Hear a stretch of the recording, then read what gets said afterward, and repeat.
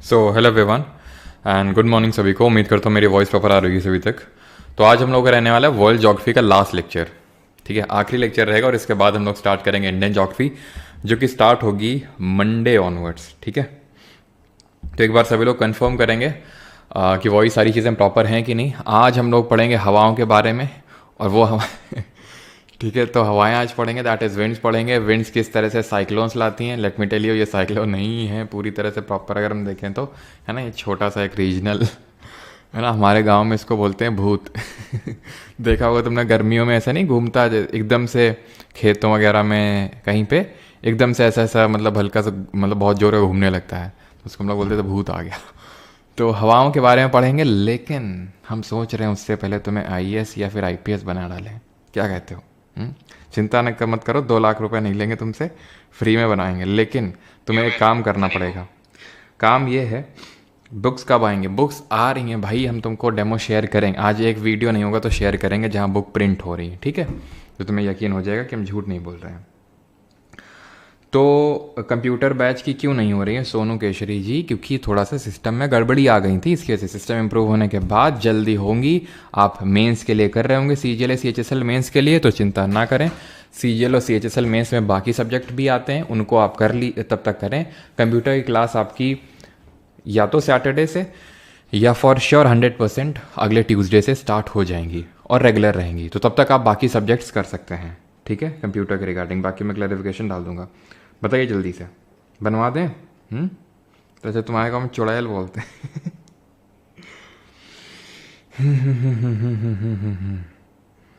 बताओ भाई। तो चलो फिर, तुम्हें काम ये करना है, अभी तुम्हारे सामने 3 सवाल आएंगे, जिनमें कि पहले 2 ये क्वेश्चंस रहे, और इन 3 में से जिसने भी 2 सवाल अगर सही आंसर दे दिया, सीधा आईएएस बनाएंगे। जैसे सीधा मेजर होता है, वैसा ही सीधा IAS. With reference to water vapour which the following statement is or are correct, consider the following how many of the above are the products of the volcanic eruptions. ये 2 question हो गए। पहले तो यही करिए आप, ठीक है, और फिर जो कर चुके तो बताना। ठीक है, करो इसको आराम से लेके, टाइम लेके, पॉज करके, तब तक हम बताते हैं। पहला वाला कर लो, ये वाटर वेपर वाला कर लिया सभी ने? नहीं कर लिया है तो अपना आराम से समय लो, पॉज करो। क्योंकि क्वेश्चन ये मैंने लिया बिकॉज कल ही वाटर वेपर के बारे में पढ़ाया है। क्या कल मैंने आपको पढ़ाया था कि वाटर वेपर हमारे एटमॉस्फेयर में 0 to 4% होता है। ये सबसे ज़्यादा अमाउंट में प्रेजेंट होने वाली ग्रीन हाउस गैस है। CO2 से भी ज़्यादा होती है। ऑर्डर बताए थे कल, याद हो, water vapour, CO2 then CH4। Question जब करवा रहे थे बताए थे। तो जो लोग क्वेश्चन में भाग जाते हैं ना, तो अब वो उनका जो है, उनको पता चलेगा। IRS बनवा दे सर। अरे जो तुम बोलोगे वो बनवाएंगे। फर्स्ट प्रेफरेंस तुम बस अपनी बता देना। डेफ एफ भी कुछ नहीं बनवाएंगे तुमसे, सीधा जैसे मेजर होता है सीधा IAS IPS IRS जो बोलोगे वो बनवाएंगे। It is a gas the amount of which decreases with altitude, और its percentage is maximum at the poles. ये चीज़ तो मैंने बताई थी आपको, अगर याद हो, वाटर वेपर। ये तो जब MCQ पढ़ा रहा था तब ये चीज़ बताई थी कि सबसे ज़्यादा होती है। और ये तो जब मैंने पढ़ा ही रहा था तभी मैंने आपको बताया था कि जैसे इक्वेटर से आप पोल्स की तरफ जाएंगे तो जो वाटर वेपर है, amount of water vapour present in the atmosphere, उसको क्या बोलते हैं? उसको बोलते हैं, जल्दी से बताइए। तो उसको बोलते हैं ह्यूमिडिटी। ठीक है, तो ह्यूमिडिटी कहाँ पे ज़्यादा होगी? जहाँ पे गर्मी ज़्यादा पड़ेगी, जहाँ पे हीट ज़्यादा होगी। तो हीट ज़्यादा कहाँ पे होती है? इक्वेटर पे होती है। पोल्स पे कम होती है। तो percentage is maximum at the equator not at the poles. तो दूसरा वाला गलत होगा, गलत होगा। पहला वाला, it is a gas the amount of which decreases with altitude, बिल्कुल डिक्रीज करता है amount of water vapour with altitude. तो ये स्टेटमेंट सही है। That is option number A1 only will be the correct answer. Water vapour के बारे में पहला स्टेटमेंट सही है। वाटर वेपर एक गैस, हमने पढ़ा था कि किस तरह से वाटर जो है वो वाटर वेपर में कन्वर्ट होता है। इसी को हम इवेपोरेशन यानी कि वाष्पोत्सर्जन आई थिंक हिंदी में बोलते हैं। और जब वाटर वेपर वाटर में कन्वर्ट होता है यानी गैस लिक्विड में कन्वर्ट होता है, इसको कंडेंसेशन यानी कि संघनन बोलते हैं। दूसरा क्वेश्चन है, consider the following, how many of the above are product of volcanic eruptions. तो वॉल्केनिक इरप्शंस के क्या क्या प्रोडक्ट्स हैं? ऑप्शंस हैं आपके, हिंदी में भी मीनिंग लिखिएगा सर, हिंदी में भी लिखेंगे, चिंता ना करिए। ठीक है, तो पहला स्टेटमेंट आपका pyroclastic debris, ash and dust, nitrogen compound, sulphur compounds, only 1, only 2, only 3 या फिर ऑल 4? तो कौन सा सही होगा यहाँ पे? तो ये मैंने आपको बताया था, जब वॉल्केनो से इरप्शंस होते हैं तो सिर्फ गाढ़ा गाढ़ा गीला गीला मैग्मा ही नहीं निकलता है, और भी बहुत सारी चीज़ें निकलती हैं। पायरोक्लास्टिक डेब्री निकलता है, ऐश एंड डस्ट निकलता है, ये तो सबको पता है, ठीक है। तो ये तो होने से रहा, और नाइट्रोजन और सल्फर कंपाउंड भी निकलते हैं। अब यहाँ पे ये क्वेश्चन मैं अगले निट्टो वाले में भी रखूँगा, क्योंकि हो सकता है काफ़ी स्टूडेंट सीजल मेंस वाले यहाँ पे नहीं होंगे, वो निट्टो में आते हैं, तो उनके लिए इसलिए क्वेश्चन रखूँगा। बिकॉज आप भी समझ लीजिए, जो अब आगे अगले साल सीजल मेंस और सीएचएसएल मेंस वगैरह देंगे, कि जब भी इस तरह का होता है क्वेश्चन, किस तरह का, जहाँ पे अब आपको ये नाइट्रोजन सल्फर, ठीक है यार मुझे नहीं पता है नाइट्रोजन निकलता है कि सल्फर कंपाउंड नहीं निकलते, लेकिन खुद ही सोचो यार, इतनी सारी चीज़ें निकल रही हैं, पायरोक्लास्टिक इतना डेब्री निकल रहा है, ऐश एंड डस्ट निकल रहा है, तो उसमें नाइट्रोजन और सल्फर कंपाउंड नहीं निकलेंगे। थोड़ा सा भी अगर नाइट्रोजन और सल्फर कंपाउंड निकल आया, अपने आप ये क्वेश्चन आपका जो है ये जो है सही हो जाएंगे, ठीक है। तो सही आंसर क्या होगा? ऑल 4। धर्मेंद्र जी उसको दिखवा देंगे साइट पर क्या इशू आ रहा है, तो ठीक है उसको दिखवा देंगे। और अमित सिंह भाई 20 रुपये के भेजे तुमने, हैं कुछ सामान लाना है क्या तुम्हारे लिए? ठीक है। और तीसरा क्वेश्चन ये रहा, on June 21 every year which of the following latitude or latitudes experience a sunlight of more than 12 hours? Equator, Tropic of Cancer यानी कर्क रेखा, ट्रॉपिक ऑफ कैप्रिकॉर्न यानी मकर रेखा, आर्कटिक सर्कल जिसको आर्कटिक वृत्त बोलते हैं। जरा बताइए इसका लैटिट्यूड क्या है? जून 21 की बात हो रही है सर एंड मैम। तो जून 21 का मतलब क्या होता है? जून 21 का मतलब होता है ये ट्रॉपिक ऑफ कैंसर है, कर्क रेखा, ये है सॉरी इक्वेटर है, भूमध्य रेखा, ये है ट्रॉपिक ऑफ कैंसर यानी कर्क रेखा, और ये ट्रॉपिक ऑफ कैप्रिकॉर्न यानी मकर रेखा। जून 21 का मतलब है समर सॉलिस्टिस यानी ग्रीष्मकालीन अयनांत, जहाँ पे ट्रॉपिक ऑफ कैंसर पे चमक के सन रेज पड़ रही हैं, ओवरहेड रेज पड़ रही हैं, किसकी? सन की। और इस दिन मैंने बताया था कि यहाँ पे और इसके ऊपर जितना वाला पार्ट है 12 घंटे से ऊपर का ही सनलाइट एक्सपीरियंस होगा, और यहाँ frigid zone that is Arctic circle के बियॉन्ड, आर्कटिक सर्कल मतलब 66.5 डिग्री नॉर्थ, इसके ऊपर का जोन क्या कहलाता है? Frigid zone. यहाँ तो भैया पूरा 24 आवर्स डे लाइट तुमको मिलेगा।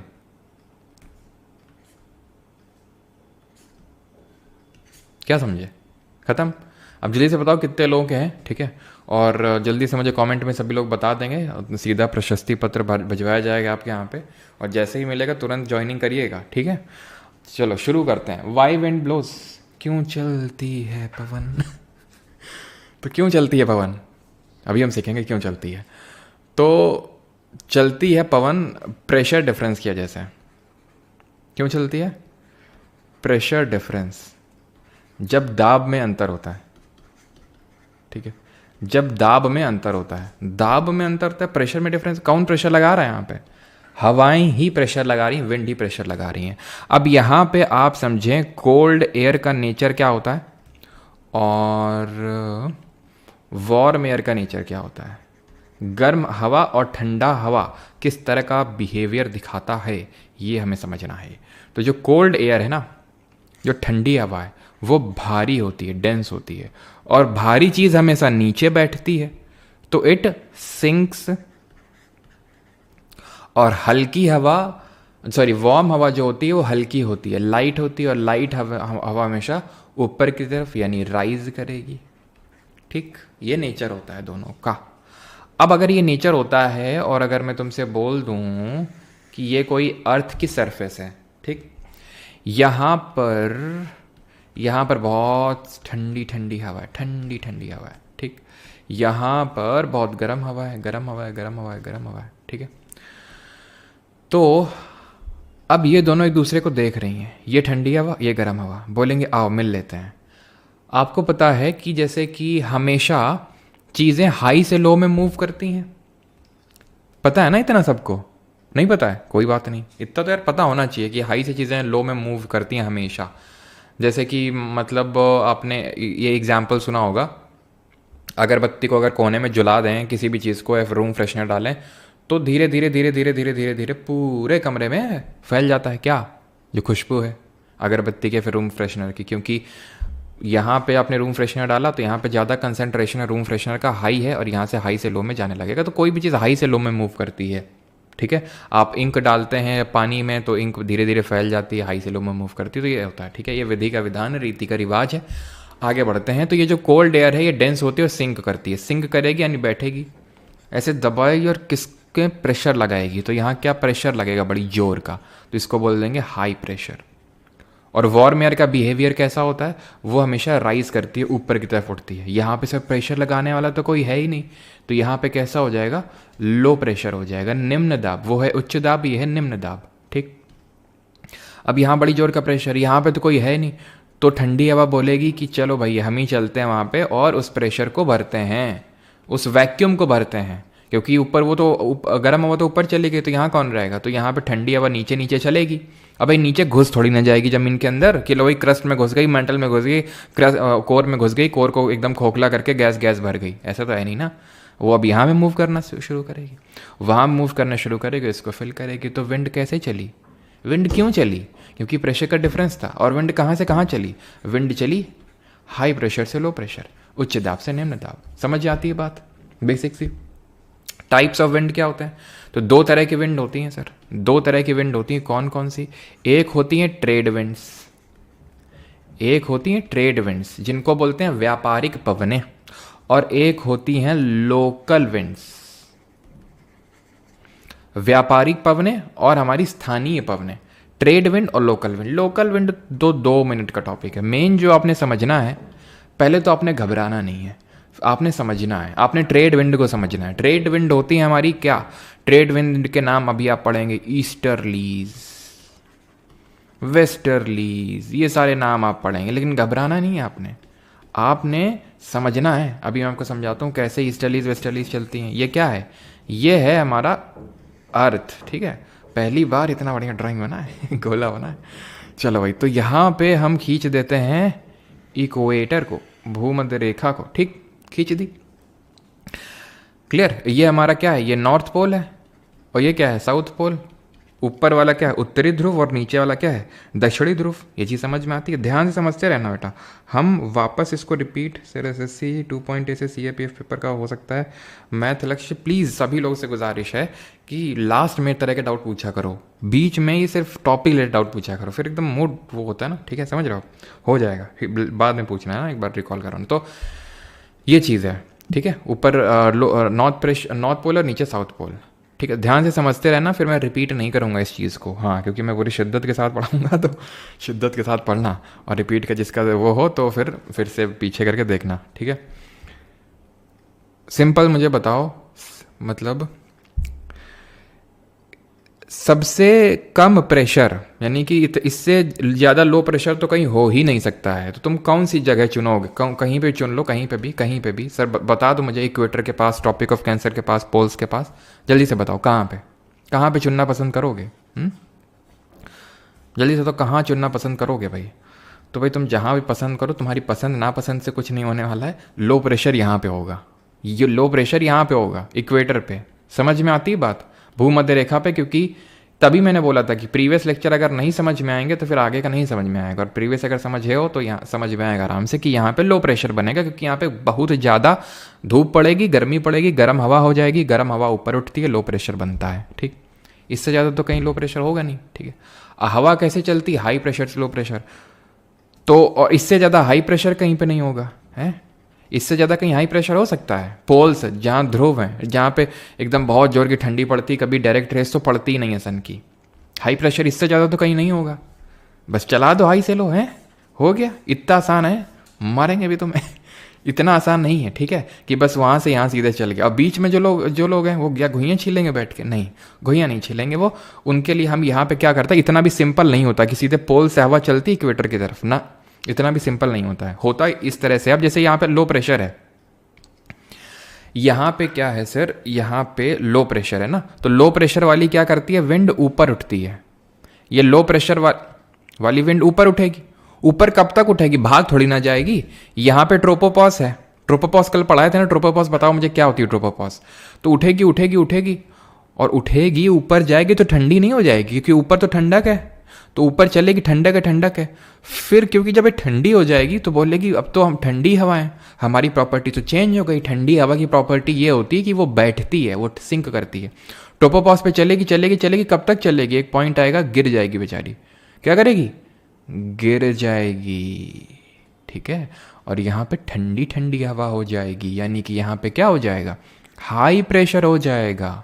क्यों हाई हो गया, क्योंकि हवा यहाँ पे ठंडी हो गई, ठंडी हवा गिरती है, तो यहाँ पे क्या हुआ, हाई प्रेशर, ये हो गया हाई प्रेशर, ठीक है। और इस प्रेशर को क्या करवाना है, अभी नीचे शिफ्ट करवाना है, क्योंकि हवा कैसे चलती है, हवा चलती है हाई प्रेशर से लो प्रेशर की तरफ। तो ये हाई प्रेशर है, यहाँ लो प्रेशर है, तो बस ऐसे चला दो हवा, चल गई हवा। बोलो भाई, चल गई हवा। ऐसे ही यहाँ पे होगा, ऐसे ही एक हवा यहाँ से ऐसे निकलेगी और यहाँ पे हाई प्रेशर बना देगी। यहाँ पे बताने के लिखने की तो ज़रूरत नहीं है ना, बताओ भाई, ज़रूरत है क्या लिखने की। यहाँ पे भी ऐसे हाई प्रेशर बन जाएगा, जो चीज़ नदर्न हेमिस्फेयर में होगी वही सदर्न हेमिस्फेयर है, जो चीज़ उत्तरी गोलार्ध में वही चीज़ दक्षिणी गोलार्ध में। यहाँ हाई प्रेशर बना दिया। समझते जाना ढंग से, फिर समझ में आएगा मैं क्यों इतनी मतलब आराम आराम से और क्यों इतनी सारी चीज़ें बता रहा हूँ आपको। तो यहाँ पे भी ऐसे ऐसे हाई प्रेशर से लो प्रेशर, हाई से लो, हाई से लो, हाई से लो, हाई से लो, हाई से लो, हाई से लो, ठीक ठीक ऐसे बन जाती हैं। ये हैं पवनें चल गई। लेकिन पवनों को हम ईस्टर्लीज वेस्टर्लीज बोलते हैं।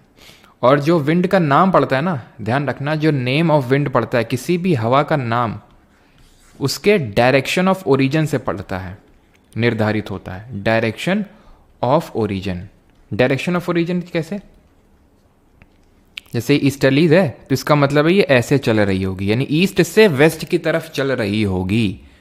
कहाँ से चलना स्टार्ट करी, ईस्ट से, that's why the name easterlies. Westerlies ऐसे चल रही होगी। ये कुछ ऐसा चलता हुआ तो हमें ना दिखाई दे रही है। एक्चुअल में जो डायग्राम बनता है ना, वो कुछ ऐसा बनता है, ऐसा बनता है, देख रहे हो, ये ऐसे करके। और अब ये बन जाती है ईस्टर्लीज वेस्टर्लीज। तो ऐसा क्यों है, ऐसा है कॉरियोलिस फोर्स की वजह से। जी हाँ दोस्तों, कॉरियोलिस फोर्स, ये फोर्स हमें देखने को मिलता है रोटेशन की वजह से। किसकी वजह से, पृथ्वी के घूर्णन की वजह से। अर्थ का रोटेशन जो होता है वो एक फोर्स जनरेट करता है, मैंने आपको बताया भी होगा पहले। इसको कॉरियोलिस फोर्स बोलते हैं। ये चीज़ों को, ये जो फोर्स है, ये चीज़ों को नदर्न हेमिस्फेयर में, उत्तरी गोलार्ध यानी कि इक्वेटर से ऊपर वाले क्षेत्र में, चीज़ों को राइट की ओर डिफ्लेक्ट कर देता है, और सदर्न हेमिस्फेयर में चीज़ों को लेफ्ट की ओर डिफ्लेक्ट कर देता है, यानी बाएं साइड की ओर डिफ्लेक्ट कर देता है। रोटेशन की वजह से इसका जन्म होता है। और ये जो फोर्स होता है ये इक्वेटर पे, भूमध्य रेखा पे 0 होता है। और जैसे जैसे इक्वेटर से पोल्स की तरफ जाएंगे, ध्रुवों की तरफ जाएंगे, तो ये बढ़ता जाएगा और पोल्स पे मैक्सिमम हो जाएगा। जैसे कि मैं आपको उदाहरण देता हूँ, देखो, जैसे तुमने एक वो नहीं होता है जैसे छोटे बच्चों वाला, मतलब ऐसे घूमता सा है, ऐसी ट्रॉली सी होती है, उसमें छोटे बच्चे बैठे रहते हैं, ऐसा होता है ना,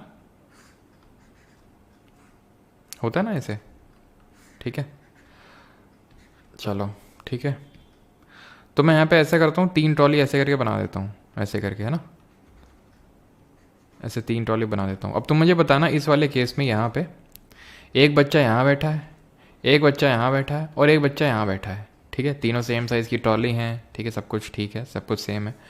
तुम मुझे बताओ कि जो बच्चा सेंटर में है, सेंटर के ज़्यादा नज़दीक है, इसको बहुत ज़्यादा एकदम थ्रिल महसूस होगा, बहुत ज़्यादा इसको मतलब फोर्स लगेगा इस पे, या इस पे लगेगा बहुत ज़्यादा, बच्चे ए पे या बच्चे बी पे, किस पे बहुत ज़्यादा, किसको थ्रिल एक्सपीरियंस होगा, बहुत ज़्यादा उसको लग रहा होगा, अरे यार बहुत ज़्यादा जोर का डर लग रहा है, बहुत जोर का फोर्स लग रहा है हम पे, किस पे लग रहा होगा,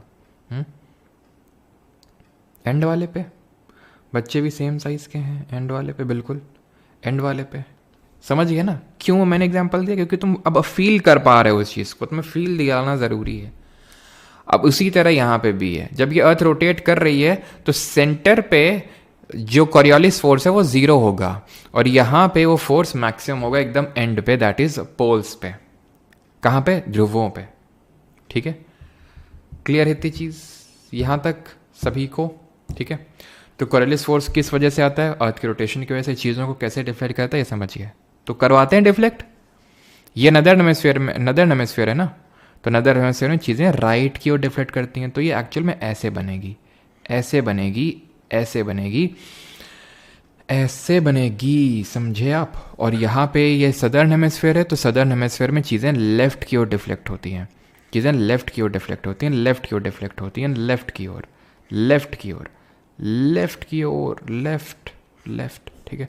तो मैं क्या ग्रीन वाले को हटा दूं, क्योंकि एक्चुअल में ऐसा तो बनता ही नहीं है, क्योंकि कॉरियोलिस फोर्स रहता ही रहता है, तो मैं ग्रीन वाले को हटा देता हूँ ऐसे करके, ठीक है। ग्रीन हटो हटो हटो हटो हटो। ठीक है, क्लियर इतनी चीज़। तो ये होती हैं हमारी ट्रेड विंड, लेकिन कैसे चल रही हैं, ईस्ट की तरफ से चल रही हैं, तो इनको ईस्टर्लीज बोलते हैं। समझ आई बात, बस समझते जाइएगा आप, ठीक है। तो इनको हमने ईस्टर्लीज बोल दिया। अब यहाँ से ज़्यादा कहीं हाई प्रेशर नहीं बन सकता है, पोल्स वाले जो एरिया है यहाँ से ज़्यादा कहीं हाई प्रेशर बन सकता है, नहीं बन सकता हाई प्रेशर। अब हाई प्रेशर है, दैट मीन कि विंड ठंडी है, ठंडी विंड नीचे नीचे चलेगी, ऊपर थोड़ी ना जाएगी, ऊपर तो गर्म हवा जाती है। इतना तो पता ना, अगर किसी को ना समझ में आ रहा है फिनोमिना, तो ऐसा एक काम करना कि जैसे अगर आपके रूम में ऐसा, अगर आप घर में जैसे एसी वगैरह हो तो एसी उसको ऑन करना, ठीक है, और बाहर से कम थोड़ा सा गेट खोलना कमरे का और बाहर से निकलना, तो महसूस करोगे पैरों में बहुत ज़्यादा ठंडक लग रही है, ऊपर नहीं लग रही। क्यों? या फिर क्यों लग रही है? क्यों? क्योंकि जो ठंडी हवा होती है वो सिंक करती है, वो डूबती है, वो ऊपर की तरफ नहीं उठती है। इस चीज़ को ध्यान रखिएगा। और जैसे कि जब एसी वगैरह चलाओ तो आपने एक्सपीरियंस किया होगा, जो लोग नीचे लेटे रहते हैं तो उनको ज़्यादा ठंडक महसूस होती है। तो यहाँ पे वो जो ठंडी हवा है वो नीचे नीचे चलेगी, चलेगी नीचे, कब तक चलेगी? फ्रिक्शन की वजह से, घर्षण की वजह से, नीचे चलने की वजह से वो गर्म हो जाएगी, और जब गर्म हो जाएगी तो वो राइज करेगी, वो उठेगी, और यहाँ पे जब उठेगी तो उठ रही है, वो उठ गई है, तो नीचे कोई प्रेशर लगाने वाला यहाँ रहा क्या? नहीं रहा, लो प्रेशर। ये क्या बन गया? एक low pressure, relatively low pressure बन गया। ये लो प्रेशर इसके इतना लो नहीं होगा, ये हाई जो बना है इसके इतना हाई नहीं होगा। मुझे पता है पहले से तुम्हारे दिमाग में क्या डाउट आएगा, सर यहाँ पोल्स पे कैसे लो प्रेशर बन सकता है? तो क्या हम सीधे सीधे लिख दिए थे क्या कि यहाँ पे लो प्रेशर बना है? ये पूरी ग्राम गाथा इसीलिए तो समझा रहे हैं, ताकि हम तुम्हें बताएं कि यहाँ पे इसको बोलते हैं सब पोलार लो। तो तुम्हारे दिमाग में ये डाउट ना है कि भाई पोल्स में कैसे लो बन सकता है, ऐसे बन सकता है, ठीक है। ये लो इक्वेटर के लो के जितना लो नहीं होगा, और अगर फिर भी ना समझ में तो अभी बताएंगे, रट्टा मारो जिंदाबाद। वैसे तो हमने समझा दिया आपको कि क्या क्यों ये लो प्रेशर बनता है। तो यहाँ पे लो प्रेशर बन गया। अब हवा कैसे चलाएं? यहाँ लो प्रेशर है, यहाँ लो प्रेशर है, यहाँ लो प्रेशर है, यहाँ लो प्रेशर है। विंड अब कैसे चलेगी? विंड चलेगी हाई से लो, विंड चला दो हाई से लो। ऐसे यहाँ भी हाई से लो चलेगी। क्यों? क्योंकि यहाँ पे भी तो लो प्रेशर ऐसे ही बन रहा होगा, यहाँ पे भी तो लो प्रेशर बन रहा होगा। और कॉरियोलिस फोर्स को कौन इफेक्ट मिलेगा? वो भी तो हमें इफेक्ट में लेना पड़ेगा कॉरियोलिस फोर्स को। तो कॉरियोलिस फोर्स क्या करेगा? कॉरियोलिस फोर्स करेगा चीज़ों को यहाँ पे राइट की ओर डिफ्लेक्ट कर, राइट की ओर, राइट की ओर, राइट की ओर और राइट की ओर। एज यहाँ पे लेफ्ट की ओर करेगा लेफ्ट की ओर करेगा कि नहीं करेगा? यानी कि ऐसे, लेफ्ट ऐसे ही तो होगा, इसका लेफ्ट है कि नहीं? तो यहाँ पे इनको मैं हटा देता हूँ, ये जो सीधे सीधे एरो मैंने ड्रॉ किए थे, ठीक है। विंड कैसे चल रही समझ में आया? समझ में आया कि नहीं आया? बस यही समझने वाला कॉन्सेप्ट है, बाकी तो आगे जल्दी जल्दी हो जाएगा। इन ये क्योंकि वेस्ट साइड से चल रही हैं तो इनको बोल देते हैं वेस्टर्लीज। समझ में आ गया वेस्टर्लीज क्या होती हैं? ठीक है, वेस्टर्लीज। अब तुम देखो, सोचो कि यहाँ पे ये लो प्रेशर है, ये लो प्रेशर है, ये हाई प्रेशर है, ये चीज़ जो मैं गोला बना रहा हूँ ऊपर ऊपर। तो हाई से लो विंड चलेगी तो ऐसे विंड चलना स्टार्ट हो जाएगी। अगर वहाँ समझ में नहीं आ रहा तो यहाँ समझ लो, ऐसा कुछ बनाया मैंने ऊपर, वहाँ पे यहाँ पे लो प्रेशर है, लो प्रेशर है, यहाँ हाई प्रेशर था, तो हाई से लो विंड चलेगी ऐसे करके। कॉरियोलिस फोर्स की वजह से ऐसे डिफ्लेक्ट हो जाएगी। ऐसे कैसे हो जाएगी? मैं ड्रॉ करता हूँ फाइनल जो बनेगा। फाइनल कुछ ऐसा बनेगा, ऊपर ऊपर ऐसा बनेगा। इनको बोल देते हैं ईस्टर्लीज। सर ये भी तो ईस्टर्लीज थी, ये भी तो आप ईस्टर्लीज ही बता रहे थे। हाँ ये भी ईस्टर्लीज ही हैं, वो भी ईस्टर्लीज है क्योंकि वो भी ईस्ट डायरेक्शन से चलेंगे, लेकिन इनको पोलर ईस्टर्लीज बोल देते हैं, पोलर ईस्टर्लीज। कभी इतना डीप में उससे ज़्यादा सवाल आप पूछता तो नहीं आपके, लेकिन फिर भी। और ये क्या है? ये हमारे हाई से लो, ये भी चलेंगे, लेकिन यहाँ लेफ्ट की ओर डिफ्लेक्शन होगा, लेफ्ट की ओर, लेफ्ट की ओर, लेफ्ट की ओर, तो ये भी पोलर ईस्टर्लीज हो जाएंगी। ठीक है, तो फाइनली आपका ये डायग्राम बनता है। ये है नॉर्थ ईस्ट, क्योंकि ये ईस्ट से तो चल रही है तो ईस्टर्लीज बोल दिया, लेकिन अगर स्पेसिफिकली देखें तो ये डायरेक्शन तो नॉर्थ ईस्ट होती है ना, तो इनको नॉर्थ ईस्टर्लीज बोल देते हैं और इनको साउथ ईस्टर्लीज बोल देते हैं। ठीक है, ये है हमारी पोलर ईस्टर्लीज और ये है वेस्टर्लीज। वेस्टर्लीज टेम्परेट एरिया में ब्लो करती हैं। समझे आप बात को? इसको बोलते हैं इक्वेटोरियल लो प्रेशर बेल्ट। क्या बोलते हैं इसको? Equatorial low pressure belt. और इसको बोलते हैं सब ट्रॉपिकल हाई, सब ट्रॉपिकल हाई बोलते हैं इसको, और इसको बोलते हैं सब पोलार लो, सब पोलार लो बोल देते हैं। और एकदम जो टॉप पे है या फिर एकदम बॉटम में, इसको पोलर हाई बोलते हैं। क्या हो गया, ये पोलर हाई हो गया, यहाँ पे सब पोलार लो हो गया, यहाँ सब ट्रॉपिकल हाई हो गया, और यहाँ इक्वेटोरियल लो हो गया। तो अब आपसे कुछ भी पूछेगा, ईस्टर्लीज कहाँ से कहाँ ब्लो होती हैं, वेस्टर्लीज कहाँ से कहाँ ब्लो होती हैं, तो आप बता पाएंगे। वैसे इस टॉपिक से ज़्यादा सवाल आते नहीं हैं आपके एसएससी एग्जाम में, लेकिन फिर भी कभी कभी अगर आ गया, और ये समझाने के लिए आपको, क्योंकि ईस्टर्लीज वेस्टर्लीज से तो सवाल आते हैं कि क्या होती हैं, तो बेसिक से सवाल पूछता है क्या होती हैं, तो ट्रेड विंड होती हैं, पवनें होती हैं, कहाँ से कहाँ चलती हैं, अगर पूछ लिया तो वो भी आप बता पाएंगे। है कि नहीं, सिंपल क्लियर है यहाँ तक। टाइप ऑफ विंड में ट्रेड विंड क्या होती हैं, कॉलेज वो समझ गए। अब ये जियोस्ट्रॉफिक विंड क्या होती हैं, ठीक है, ये जियोस्ट्रॉफिक पवनें क्या होती हैं। क्वेश्चन कैसा बनेगा सर, लेजेंड अभी बताएंगे क्वेश्चन कैसे बनेगा। ज़्यादा जैसे मैंने बताया क्वेश्चन तो इससे बनता उतना है नहीं कि भाई कहाँ से कहाँ चलती हैं, लेकिन अगर कभी पूछ ले तो, जैसे कि यहाँ पे ये जो पर्टिकुलर पूरी चीज़ बनती है ना, जैसे यहाँ पे विंड राइज करी, ऊपर चली और सिंक कर गई, डाउन कर गई, तो पूरा एक सेल बन जाता है, इसको बोलते हैं हेडली सेल। ऐसे यहाँ पे भी हेडली सेल, ठीक है। ऐसे यहाँ पे भी वो बनता है, पूरा एक सेल बन जाता है। सेल कैसे बनता है, जैसे यहाँ पे सिंक करी, ठीक है, ये लो प्रेशर है, यहाँ पे लो प्रेशर है, ठीक है, यहाँ से ऐसे ऐसे राइज करी और यहाँ पे लो प्रेशर बना, तो यहाँ पे भी क्या होगा, यहाँ पे एक हमारी और ऐसी सेल हम बनाते हैं, इसको बोलते हैं फेरल सेल। क्या बोलते हैं इसको, फेरल सेल बोलते हैं। ये भी आज तक सवाल पूछा नहीं है आपके एसएससी एग्जाम में, लेकिन अगर कोई पूछ ले हेडली फेरल क्या है, तो आपको पता हो एटलीस्ट क्या होते हैं, ठीक है, तो थोड़ा सा पढ़ना ज़रूरी था। जियोस्ट्रोफिक विंड क्या होती हैं, ये थोड़ा इंपॉर्टेंट ध्यान रखिएगा। जियोस्ट्रोफिक पवनें क्या होती हैं, ये वो विंड होती हैं which blow parallel to isobars, which blow parallel to isobars, जो आइसोबार के पैरेलल ब्लो होती हैं। आइसोबार क्या होते हैं, बात ये आएगी, तब तक तो हमें समझ ही नहीं आएगा जियोस्ट्रोफिक विंड क्या होती हैं।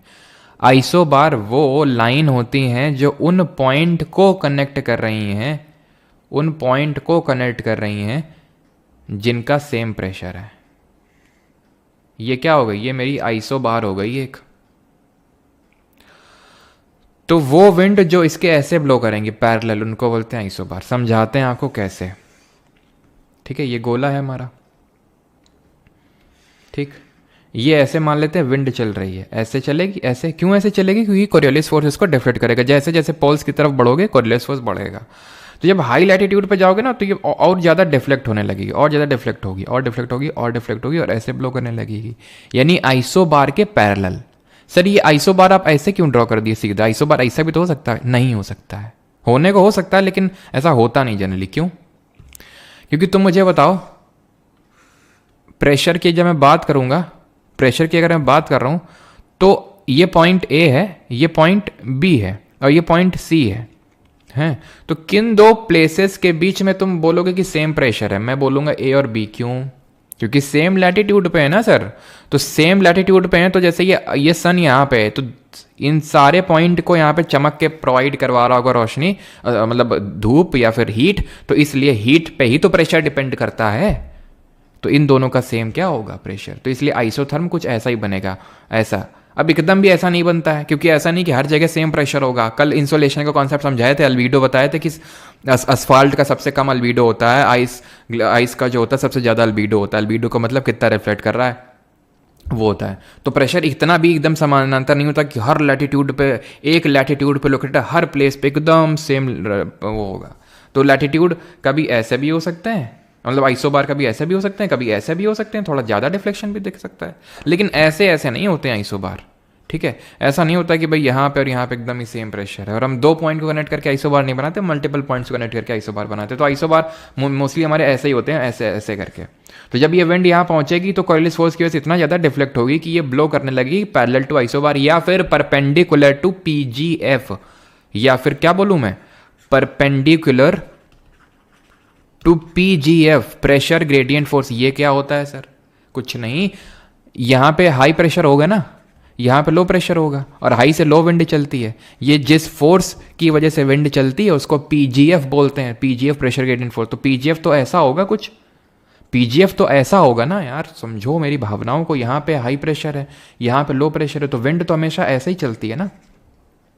तो almost perpendicular to the PGF, that is pressure gradient force, या फिर पैरेलल टू आइसोबार, ये होती है जियोस्ट्रोफिक विंड। आईटीसीजेड और डोल्ड्रम क्या होता है? आईटीसीजेड का जो फुल फॉर्म होता है वो होता है इंटर ट्रॉपिकल कॉन्वर्जेंस जोन, ये इसका फुल फॉर्म होता है। हिंदी में बोले तो अंतः उष्णकटिबंधीय अभिसरण क्षेत्र। लेकिन होता क्या है? ये होता है जहां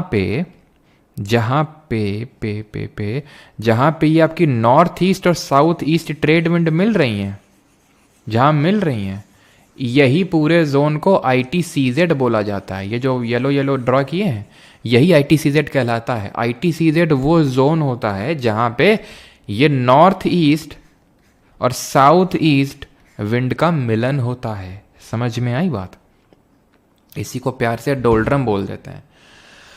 अब ये मत समझना तुम, ये मत तुम्हारे उसमें दिमाग में आ जाए कि जो हमारी आईटीसीजेड होती है, ठीक है, तो ये इक्वेटर है, बस यहीं पे आके सब मिलती हैं, नॉर्थ ईस्ट और साउथ ईस्ट एकदम जीरो पे आके मिलती हैं। ना ना ना, ऐसा एकदम स्ट्रेट फॉरवर्ड नहीं होता कि एकदम ही जीरो पे मिलेंगी। हाँ, मिल सकती हैं जीरो पे, लेकिन वो सन के मूवमेंट के हिसाब से आईटीसीजेड ऊपर नीचे खिसकता रहता है। जैसे कि ये ट्रॉपिक ऑफ कैंसर है, कर्क रेखा है, यहाँ पे अभी 21 जून के टाइम पे सन जी हमारे यहाँ पे होंगे, सूरज जी, तो सूरज की रोशनी तो यहाँ पड़ रही होगी, तो कायदे की गर्मी तो चमक के यहाँ पड़ रही होगी।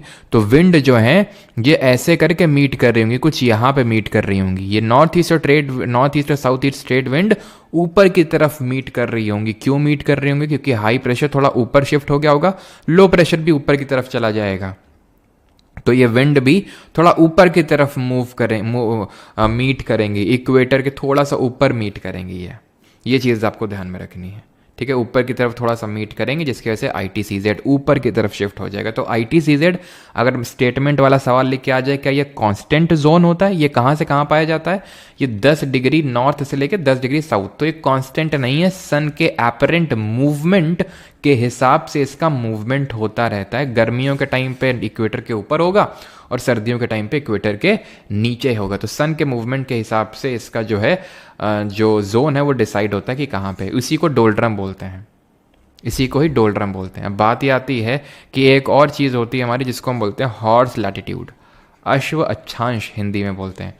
ये हॉर्स लैटिट्यूड क्या होते हैं? हॉर्स लैटिट्यूड क्या होते हैं? तो हॉर्स लैटिट्यूड हमारे वो होते हैं जो लैटिट्यूड में घोड़े दौड़ाए जाते हैं। जी हाँ, घोड़े दौड़ाए जाते हैं, ठीक है। तो एक्चुअल में हॉर्स लैटिट्यूड होते हैं हमारे 30 डिग्री नॉर्थ और 30 डिग्री साउथ। पहले लिख देता हूँ मैं, ये होता है हमारा 30 degrees north and 30 degrees of south. इसको हम बोलते हैं हॉर्स लैटिट्यूड, अश्व अक्षांश।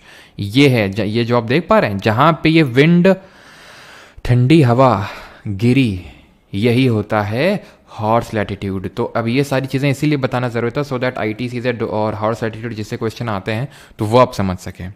तो ये कहाँ है? 30 डिग्री नॉर्थ और 30 डिग्री साउथ में है, यानी ट्रॉपिक ऑफ कैंसर तो थोड़ा सा ऊपर, ट्रॉपिक ऑफ कैप्रिकॉर्न थोड़ा सा नीचे, जहाँ पे विंड वो कर रही है। हॉर्स लैटिट्यूड क्यों बोलते हैं? माना जाता है कि जब हॉर्स की ट्रेडिंग होती थी तो भाई ऐसा इंजन वाले शिप तो होते नहीं थे, हवा के सहारे चलाए जाते थे उनको। तो घोड़े लेके जब जाते थे लोग, तो भाई जब यहाँ पहुँचते थे तो क्योंकि यहाँ पे विंड नीचे जा रही है, और आपको पता है कि यार जो नीचे पता होना चाहिए आपको, जो नीचे जाने वाली जो विंड होती है जो कैटाबैटिक टाइप होती है, जैसे कल मैंने ऐसे बताया था कि विंड ऊपर चढ़ा रही है ओरोग्राफिक रेनफॉल पे, बारिश हो गई विंडवर्ड साइड, यहाँ नीचे जा रही है लीवर्ड साइड, बारिश नहीं हो रही है, तो जो विंड ऊपर की तरफ उठती है उसको एनाबैटिक बोलते हैं, और जो नीचे की तरफ धंसती है उसको कैटाबैटिक बोलते हैं वैली में। तो ऐसे ही समझ लो, नीचे जो जाती है ना विंड, वो बारिश नहीं करती है। तो क्योंकि बारिश नहीं होगी, हवा नहीं चलती, तो यहाँ पे जब लोग जाते तो एकदम फंस जाते थे, इनका शिप मूव ही नहीं करता था। तो घोड़े को डाल देते थे समुद्र में, सो दैट कि वेट कम हो शिप का और हल्का सा तो मूव करे शिप उनका। तो इसलिए माना जाता है कि इसने नाम पड़ा। ये स्टोरी कुछ नहीं पूछेगा आपसे, ठीक है। क्लियर इतनी चीज़ सबको समझ में आ गई सारी चीज़? किसी को दिक्कत तो नहीं? कोरलिस फोर्स वगैरह, कोरलिस फोर्स एक चीज़ ध्यान रखना, ये विंड की स्पीड पे भी क्या डिपेंड करता है क्या? यस, विंड की स्पीड जितनी तेज होगी कोरियोलिस फोर्स उतना तेज लगेगा। जैसे कि मैं 2 एग्जांपल लेता हूँ, फिर से तुम्हें फील दिलाता हूँ। जैसे ये 2 बॉल हैं, सेम साइज़ की हैं आपकी क्रिकेट बॉल, ये जा रही है एक स्पीड से, ये जा रही है उसकी दुगनी रफ्तार से, बहुत भयंकर स्पीड से। आप जब ये स्पीड से जा रही थी तो आपने हल्का सा इसमें फोर्स लगाया, दोनों में सेम अमाउंट का फोर्स लगाया, हल्का सा आपने उसको डिफ्लेक्शन दिया। किसमें ज़्यादा डिफ्लेक्शन होगा? इसमें ज़्यादा डिफ्लेक्शन होगा क्योंकि ज़्यादा वेलोसिटी के साथ ये जा रही है, तो इसमें बहुत भयंकर डिफ्लेक्शन होगा सेम फोर्स पे। वैसे ही कॉन्सेप्ट वैसे ही है, फील ले लो। ठीक है, क्लियर यहाँ तक? यहाँ तक अगर क्लियर हो तो जल्दी बताइए। रोरिंग फिर हम देखते हैं कि ये रोरिंग 40s, फ्यूरियस 50s और स्क्रीमिंग या फिर श्रीकिंग 60s क्या होती है। सर आज सुबह सुबह शॉप पर काफ़ी टाइम लगा दिया आपने, मतलब क्या क्या क्या हो गया भाई तुम्हें? सैवेज। डोल्ड्रम और ITCZ एक ही चीज़ होती है कशिश जी। डोल्ड्रम और ITCZ एक ही चीज़ होती हैं। क्या चीज़ होती हैं? जहाँ पे नॉर्थ ईस्ट और साउथ ईस्ट ट्रेड विंड आके मिलती हैं, उस जोन को ITCZ बोलते हैं। जब सन ऊपर होगा तो थोड़ा सा और ऊपर की तरफ खिसक जाता है, बिकॉज ऊपर की तरफ मीट करती है। जब सन नीचे की तरफ होगा तो वो नीचे की तरफ चला जाता है। ठीक है, डेल स्टेन की बॉल, बिल्कुल आप बोल सकते हैं कि ये मुनाफ पटेल की एक बॉल है, एक बॉल है, और एक डेल स्टेन की है। हल्का सा आप देखते हैं कि जो फास्ट बॉलर होता है, हल्का सा अगर एज लगता है बैट का तो उसके चांसेस ज़्यादा होते हैं कि खड़ाक से तुरंत वो बाउंड्री की तरफ पहुंच जाएगा। जैसे मुनाफ पटेल जैसे बॉलर होंगे तो या फिर प्रवीण कुमार जैसे, तो उनके में नहीं आता है उतना, है ना। पहले मजबूरी में शुरू किए थे लेकिन अभी मज़ा आ रहा है, क्या बात है। विंड डायरेक्शन का मेजरमेंट का इंस्ट्रूमेंट का नाम सर, सोनू राजपूत की मतलब डिमांड है कि हम नाम बताएं।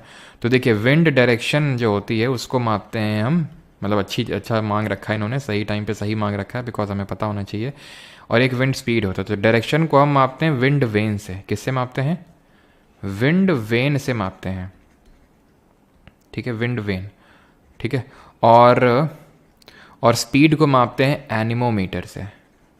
और ह्यूमिडिटी का तो कल बता दिए थे ना आपको, कि कल नहीं बताया था? ह्यूमिडिटी वाला हाइग्रोमीटर होता है, कल बताया था कि नहीं आपको?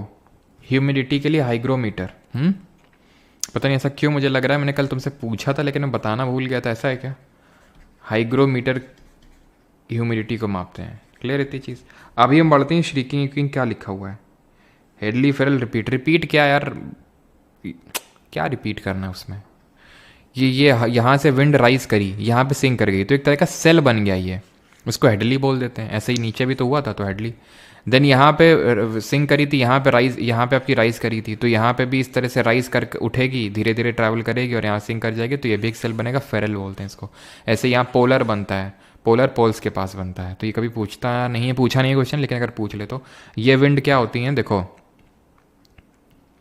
सदर्न हेमिस्फेयर में, दक्षिणी गोलार्ध में 40 डिग्री लैटिट्यूड, 40 डिग्री साउथ, मतलब यहाँ 50 डिग्री साउथ, 60 डिग्री साउथ, यहाँ पे विंड बड़ी जोर की चलती हैं। तो उनको जो 40 डिग्री पे चलती है उसको रोरिंग 40, जो 50 डिग्री पे उसको फ्यूरियस 50, जो 60 डिग्री पे उसको स्क्रीमिंग 60s बोल देते हैं। क्यों चलती हैं यहाँ पे इतने स्पीड से? इसलिए चलती हैं क्योंकि हमेशा ध्यान रखना, सदर्न हेमिस्फेयर का लैंड मास कम होता है।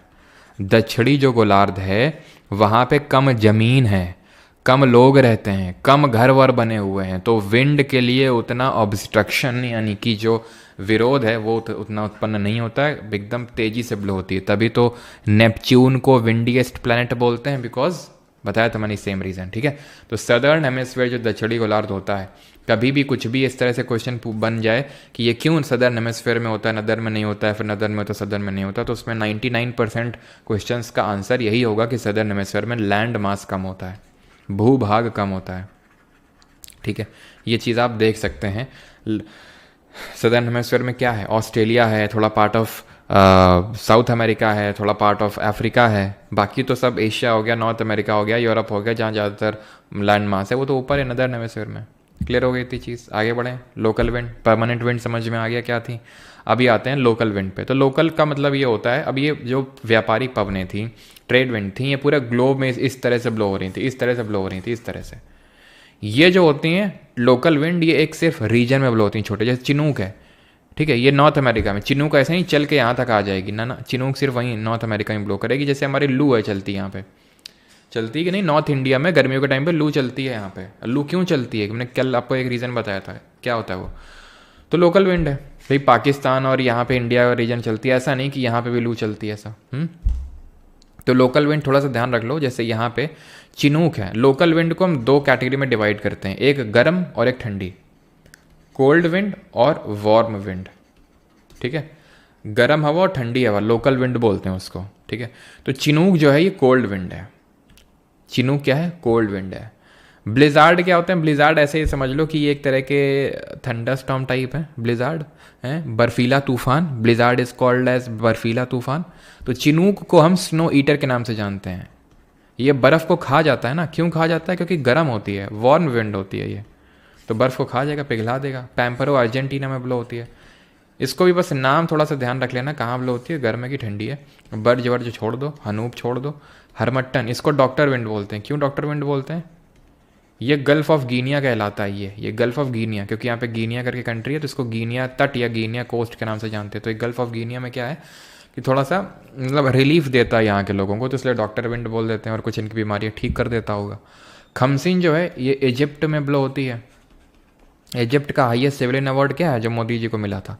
सिरोक्को, ये सहारा डेजर्ट में ब्लो होती है। ये भी पूरा सहारा डेजर्ट ही है, ये सहारा डेजर्ट ही है। ठीक है, तो सिरोक्को क्या करता है? सहारा डेजर्ट में ही ब्लो होता है। इसको हम ब्लड रेन के नाम से जानते हैं कि ब्लड रेन कॉज करता है। खूनी वर्षा, खूनी वर्षा क्यों? क्योंकि यहाँ से जो है खून उठाता नहीं। यहाँ से क्या, सहारा डेजर्ट है, यहाँ की जो मिट्टी होती है, सॉइल होती है, वो मिट्टी जो होती है रेड कलर की होती है। तो यहाँ से ये मेडिटेरेनियन सी है, भूमध्य सागर, पानी उठाएगा यहाँ से और यहाँ पे एकदम लाल लाल बारिश करेगा थोड़ी सी, तो ब्लड रेन बोलते हैं। क्लियर इतनी चीज़?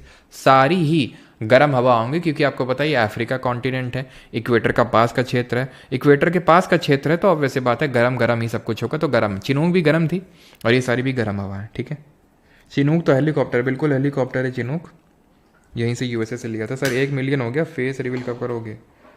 अरे सिट स्पैम मत करो। कौन स्पैम कर रहा है नितेश? चलिए ठीक है, तो ये चीज़ क्लियर होगी। अब बोरा मिस्त्राल समझ लेते हैं। बोरा मिस्त्राल, तो ये मिस्त्राल है और ये बोरा है, दोनों ही ठंडी हवा है। पता है मैंने इसको कैसे याद कर रखा है? मैंने इसको ऐसे याद कर रखा है कि हमारे गांव में, तुम्हारे गांव में भी होगा, जैसे जानवर होते हैं तो सर्दियों में उनको बोरा पहना दिया, बोरा चढ़ा दिया जाता है उनके ऊपर। बोरा समझते हो ना, जो चीनी वीनी के बोरा होते हैं, बोरी का बड़ा भाई बोरा तो बोरा वगैरह पहना दिए जाते हैं, मोटे जूट के बने होते हैं कि ठंडी ना लगे। तो भाई ठंडी ना लगे इसलिए तो बोरा का इस्तेमाल ठंडियों में। और बोरा का भाई मिस्त्राल, कोल्ड विंड होती है। ठीक है, कहाँ ब्लो हो रही है? आल्प्स माउंट, यहाँ पे ब्लो हो रही है सदर्न यूरोप में। और फोन जो होती है ना, FOEHN या फिर FOHN, ये भी कोल्ड विंड होती है सदर्न आल्प्स माउंटेन। आल्प माउंटेन क्या होते हैं सर? अरे माउंटेन का नाम है, जैसे हिमालय होते हैं। जब डिफरेंट टाइप ऑफ माउंटेन पढ़ेंगे तो वहाँ पे मैं आपको बताऊंगा। आल्प हो गए, एंडीज़ हो गए, हिमालयज़ हो गए, रॉकीज़ हो गए, अपलेशियंस हो गए, सब डिफरेंट तरह के। ठीक है, तो ये चीज़ क्लियर? जितना बता रहा हूँ उतना, बाकी सब नहीं देखना है। ये बर्ग, हनूब और हल्म ये सब कुछ नहीं देखना है। खरौबान, बूरान ये सब कुछ नहीं। ब्रिक फील्डर ध्यान रखना, ऑस्ट्रेलिया में ब्लो होती है, ख़त्म। ठीक है, ऑस्ट्रेलिया में ब्लो होती है। और कुछ आपको नहीं याद करना है। लैंड ब्रीज, सी ब्रीज समझ लेते हैं। लैंड ब्रीज, सी ब्रीज मतलब समुद्री हवाएं और सतही हवाएं। ये हैं सतह की हवाएं, ये समुद्री हवाएं। लैंड की एक प्रॉपर्टी होती है कि ये जल्दी हीट हो जाता है, जल्दी गर्म और जल्दी ठंडा। जैसे कुछ लोगों की आदत होती है, थोड़ा सा भड़का तो तुरंत गर्म हो जाएंगे, गर्म हो जाएंगे मतलब तुरंत गुस्सा हो जाएंगे। ठीक है, ठंडा कैसे लिखेंगे? आज ठंडा नहीं लिख पा रहा हूँ मैं। अब मेरी हिंदी वाली मैडम होती ना, भगा के मारती मेरे को। आज बहुत मारती थी मैडम हिंदी वाली, लेकिन दिल की बहुत अच्छी थी मैडम जी। मैडम जी जानती तो होंगी आज, मतलब क्योंकि परेशान काफ़ी रहती थी मेरे से। ठीक है, उनकी पूरी क्लास भर बातें बातें बातें बस मेरी पता नहीं आदत थी स्कूल में, बातें मतलब ख़त्म ही नहीं होती थी, ऐसा टाइप था मेरा। ज़्यादातर टीचर इसी बात से परेशान रहते थे। ठीक है, कि इसकी तो बातें ही नहीं ख़त्म होती तो खैर, हाँ, तो मतलब मैं अभी थोड़ा सा इंट्रोवर्टेड टाइप का हूँ, लेकिन पहले मैं काफ़ी एक्सट्रोवर्टेड टाइप का हुआ करता था फिर मेरी ज़िंदगी में कुछ हुआ ठीक है, तो यहाँ पे जल्दी गर्म और जल्दी ठंडा होती हैं चीज़ें, तो लैंड की प्रॉपर्टी होती है। तो मान लेते हैं दिन का समय, ये डे टाइम है, तो डे टाइम में गर्मी यहाँ पे भी पड़ रही है, यहाँ पे भी पड़ रही है, तो ये ज़मीन है तो जल्दी गर्म हो जाएगी और ये उतनी जल्दी गर्म नहीं होगी। तो आप मुझे बताइए, लैंड पे या फिर सी पे कहाँ लो प्रेशर और कहाँ हाई प्रेशर बनेगा? दिन की बात हो रही है, अच्छा सॉरी सॉरी सॉरी, गलत लिखा है क्या? सॉरी सॉरी सॉरी भाई, अगर मैडम जी होती ना तो आज तो मुझे छोड़ती ना, आज तुरंत बोलती थी, देख लेती थी, खड़े हो जा तुम, सुनाओ जरा ये। और जब मैडम बोलती थी खड़ा होकर सुनाओ, तो मुझे और ज़्यादा हंसी आती थी तो मैडम फिर और ज़्यादा मारती थी फिर, और जब नहीं मार मार के थक जाती थी बोलती थी बाहर निकल जा अब तू। ठीक है, तो लैंड जो है ना, ये लैंड ये ज़्यादा गर्म हो जाएगी क्योंकि जल्दी से गर्म होती है, तो यहाँ पे लो प्रेशर बनेगा और यहाँ पे हाई प्रेशर बनेगा। लो प्रेशर और हाई प्रेशर, क्लियर इतनी चीज़? यहाँ पे लो प्रेशर बनता है और यहाँ पे हाई प्रेशर बनता है। और हाई से वैसे दिमाग में, चलो छोड़ो उस चीज़ को हमारे स्कूल में क्या होता था, जैसे कि मतलब मैं काफ़ी ज़्यादा बातें करता था, तो जो भी ज़्यादा बातें करता था उसको लड़कियों के साथ बिठा दिया जाता था ये सिस्टम शायद आपके स्कूल में चलता होगा नहीं, और हमारे यहाँ काफ़ी लड़के तो बस इसी खैर चलो, तो हाई से लो की तरफ विंड ब्लो करेगी, ठीक है, ऐसे हाई से लो, हाई से लो। और विंड का नाम कैसे पड़ता है? जहाँ से जहाँ की तरफ ब्लो होती है, यानी कि उसके डायरेक्शन ऑफ ओरिजिन से। तो ये विंड कहाँ से कहाँ चल रही है? सी से लैंड की तरफ चल रही है, तो सी ब्रीज बोलेंगे। क्यों? क्योंकि अभी बताया था कोई विंड अगर ईस्ट से वेस्ट की तरफ चल रही तो उसको ईस्टर्ली बोलेंगे, वेस्ट से ईस्ट की तरफ चल रही तो वेस्टर्ली बोलेंगे, यानी कि पॉइंट ऑफ ओरिजिन से, डायरेक्शन ऑफ ओरिजिन से उसका नाम डिसाइड होता है। तो यहाँ पे हाई प्रेशर बनेगा, यहाँ पे लो प्रेशर बनेगा, विंड हाई से लो चलती है तो सी ब्रीज चलेगी दिन के समय। रात में क्या होगा? कल आपको बताया था रात में टेरेस्ट्रियल रेडिएशन होता है, यानी कि जो अर्थ सरफेस होती है वो हीट को रेडिएट करती है।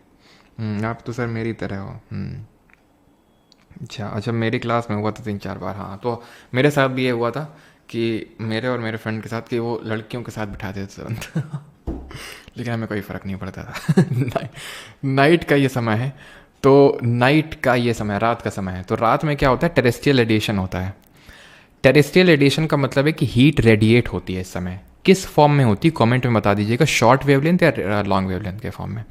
तो ये जब रेडिएट होगी हीट, तो अभी मैंने बताया लैंड जल्दी से हीट को रेडिएट कर देता है, ठंडा भी हो जाता है, तो ये जल्दी से लैंड को लूज, मतलब हीट को लूज कर देगा, कूल डाउन हो जाएगा। लेकिन ये धीरे धीरे कूल डाउन होगा, यानी उतना ज़्यादा हीट को नहीं रेडिएट कर पाएगा, तो यहाँ पे तुरंत हाई प्रेशर बन जाएगा।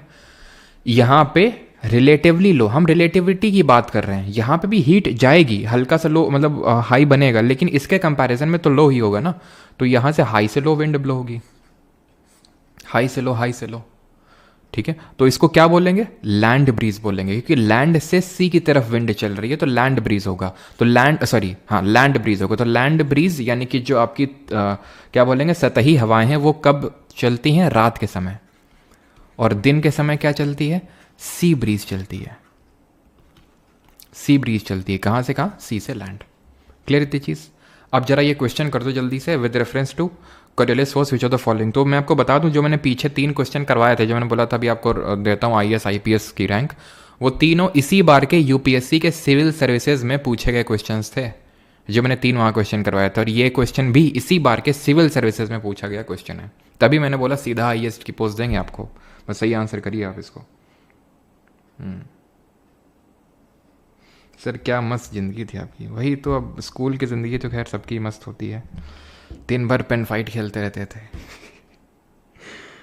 मतलब इतना पेन फाइट खेलते थे, इतना पेन फाइट कि भाई पढ़ाई लिखाई से कोई नाता ही नहीं था। मतलब शुरू होते थे, आते थे, बैग रखते थे, निकालो भाई पेन, और रोज़ पेन डिसाइड करते थे आज इससे खेलेंगे, और पेन जो है जैसे टाइम मिलता था पेन फाइट खेलते। तो लास्ट में जाके जब 8वां पीरियड ख़त्म हो जाता था दिन के अंत में, तो स्कोर हुआ करते थे हमारे, और विनर डिसाइड होता था। जैसे स्कोर हो गया 80-85 से, परमार जी जीत गए ठीक है, तो ऐसे होते थे स्कोर, मतलब किसी का 100 और 120 का स्कोर चल रहा है, मतलब 100 पार ही हो जाता था स्कोर। सुबह से खेलते रहते थे, क्योंकि लंच में खेल रहे हैं, टाइम मिला जैसे टीचर भागा तो तुरंत खेल रहे हैं। टीचर अगर हल्का है, हल्का इन द सेंस कि नहीं डांटेगा, तो अपना साइड में चल रहा है करेलियस फोर्स, तो it increase with the increase in wind velocity, अभी बताया था। It is maximum at the poles and is absent at the equator. Yes, 0 होता है इक्वेटर पे, पोल्स पे मैक्सिमम होता है। Answer would be option number C, both 1 and 2। अब आते हैं साइक्लोन, चक्रवात क्या होते हैं। तो साइक्लोन होते हैं revolving mass of air, simple. जैसे हम लोगों ने नेबुला नहीं देखा था, नेबुला हम लोगों ने देखा था अगर आपको याद हो, तो वैसा टाइप ही होता है। जैसे नेबुला क्या होता था, रोटेटिंग क्लाउड ऑफ डस्ट और गैसेज होता था वो नेबुला। उसी तरह जो साइक्लोन होता है वो रोटेटिंग मास ऑफ एयर होता है। Rotating mass of air. अब एयर है वो रोटेट कर रही है कर रही है कर रही है। अब रोटेट क्यों कर रही होगी जरा बताएगा कोई? ये रोटेट क्यों कर रही होगी?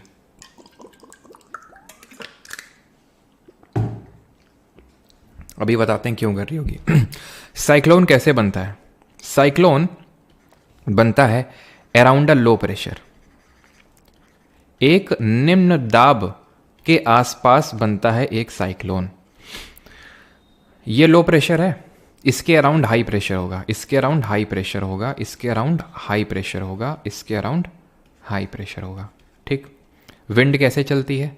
विंड चलती है हाई से लो की तरफ, सबको पता ही है। अभी तक इतनी चीज़ तो क्लियर हो गई होगी कि हाई से लो की तरफ विंड चलती है। यानी कि विंड कैसे चलेगी? ऐसे। कैसे चलेगी? ऐसे ऐसे ऐसे। तो भाई जब एक सेंटर रीजन पे कहीं पे निम्न दाब बन जाएगा, लो प्रेशर बन जाएगा और उसके अराउंड हाई प्रेशर है, तो वो हाई वाली जो विंड है तुरंत भागेंगी लो की तरफ कि भाई चलो चलो भरते हैं, वहाँ पे तो वैक्यूम हो गया, वहाँ पे तो वैक्यूम हो गया, चलो भागते हैं उसकी तरफ। तो ये भागेंगी। लेकिन कॉरियोलिस फोर्स बोलेगा कहाँ जा रही हो, इधर आओ। मतलब कि तुम वहाँ सीधे कैसे जा रहे हो, इधर डिफ्लेक्ट हो जाओ राइट की ओर। राइट की ओर ही क्यों? क्योंकि नदर्न हेमिस्फीयर का केस है ये, इसलिए। ठीक है, तो नदर्न हेमिस्फीयर चीज़ें राइट की डिफ्लेक्ट होती हैं, राइट की ओर, राइट की डिफ्लेक्ट होती हैं। तो ऐसा घूमेगा नहीं, ऐसा नहीं घूमेगा ये कॉर्डियस फोर्स उधर बोलेगा कहाँ जा रही, इधर इधर चलो, बोलेगा मारेंगे झापड़ भी एक, देख नहीं रहे उसके लो प्रेशर इतना है, उधर ही जाएंगे हम। तो ये जो है किस तरह का रोटेशन हो गया, ये किस तरह का रोटेशन हो गया भाइयों और बहनों, जल्दी से बताइए। ये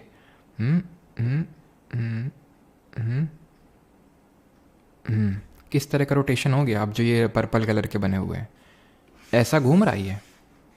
कौन सा डायरेक्शन होता है ये? वामावर्त कि वामावर्त, एंटी क्लॉकवाइज या काउंटर क्लॉकवाइज।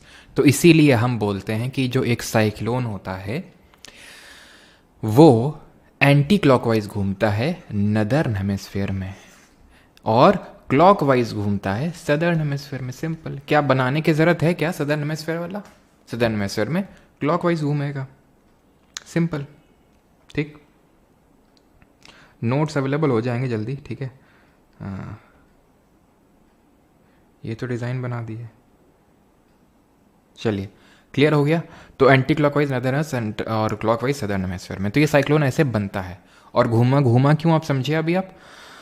तो सीधे सीधे आ सकता था, वो आ रहा था सीधे सीधे, लेकिन घूमना पड़ा किसकी वजह से? कॉरियोलिस फोर्स की वजह से। तो अगर हम फेवरेबल कंडीशन की बात करें साइक्लोन के फॉर्मेशन के लिए, तो पहली बात तो ये है कि यार एक एग्जिस्टिंग लो वीक, एक प्री एग्जिस्टिंग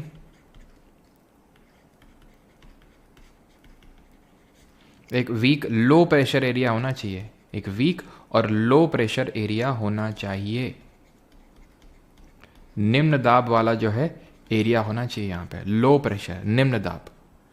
और निम्न दाब लो प्रेशर कब बनेगा? जब सी सरफेस टेम्परेचर बहुत ज़्यादा होगा वहाँ पे। कॉरियोलिस फोर्स वाला तो रीज़न आप समझ गए, कॉरियोलिस फोर्स की ज़रूरत क्यों पड़ती है। तो घूमेगा ही नहीं भाई, चक्रवात ऐसे घूमता है और घूमता है इसी की वजह से वो क्या करता है, इतना ज़्यादा डिस्ट्रक्शन करता है, तो उसी को हम साइक्लोन बोलते हैं। वो घूमा किसकी वजह से? Coriolis force. तो it is also a condition for the required for the formation of a cyclone.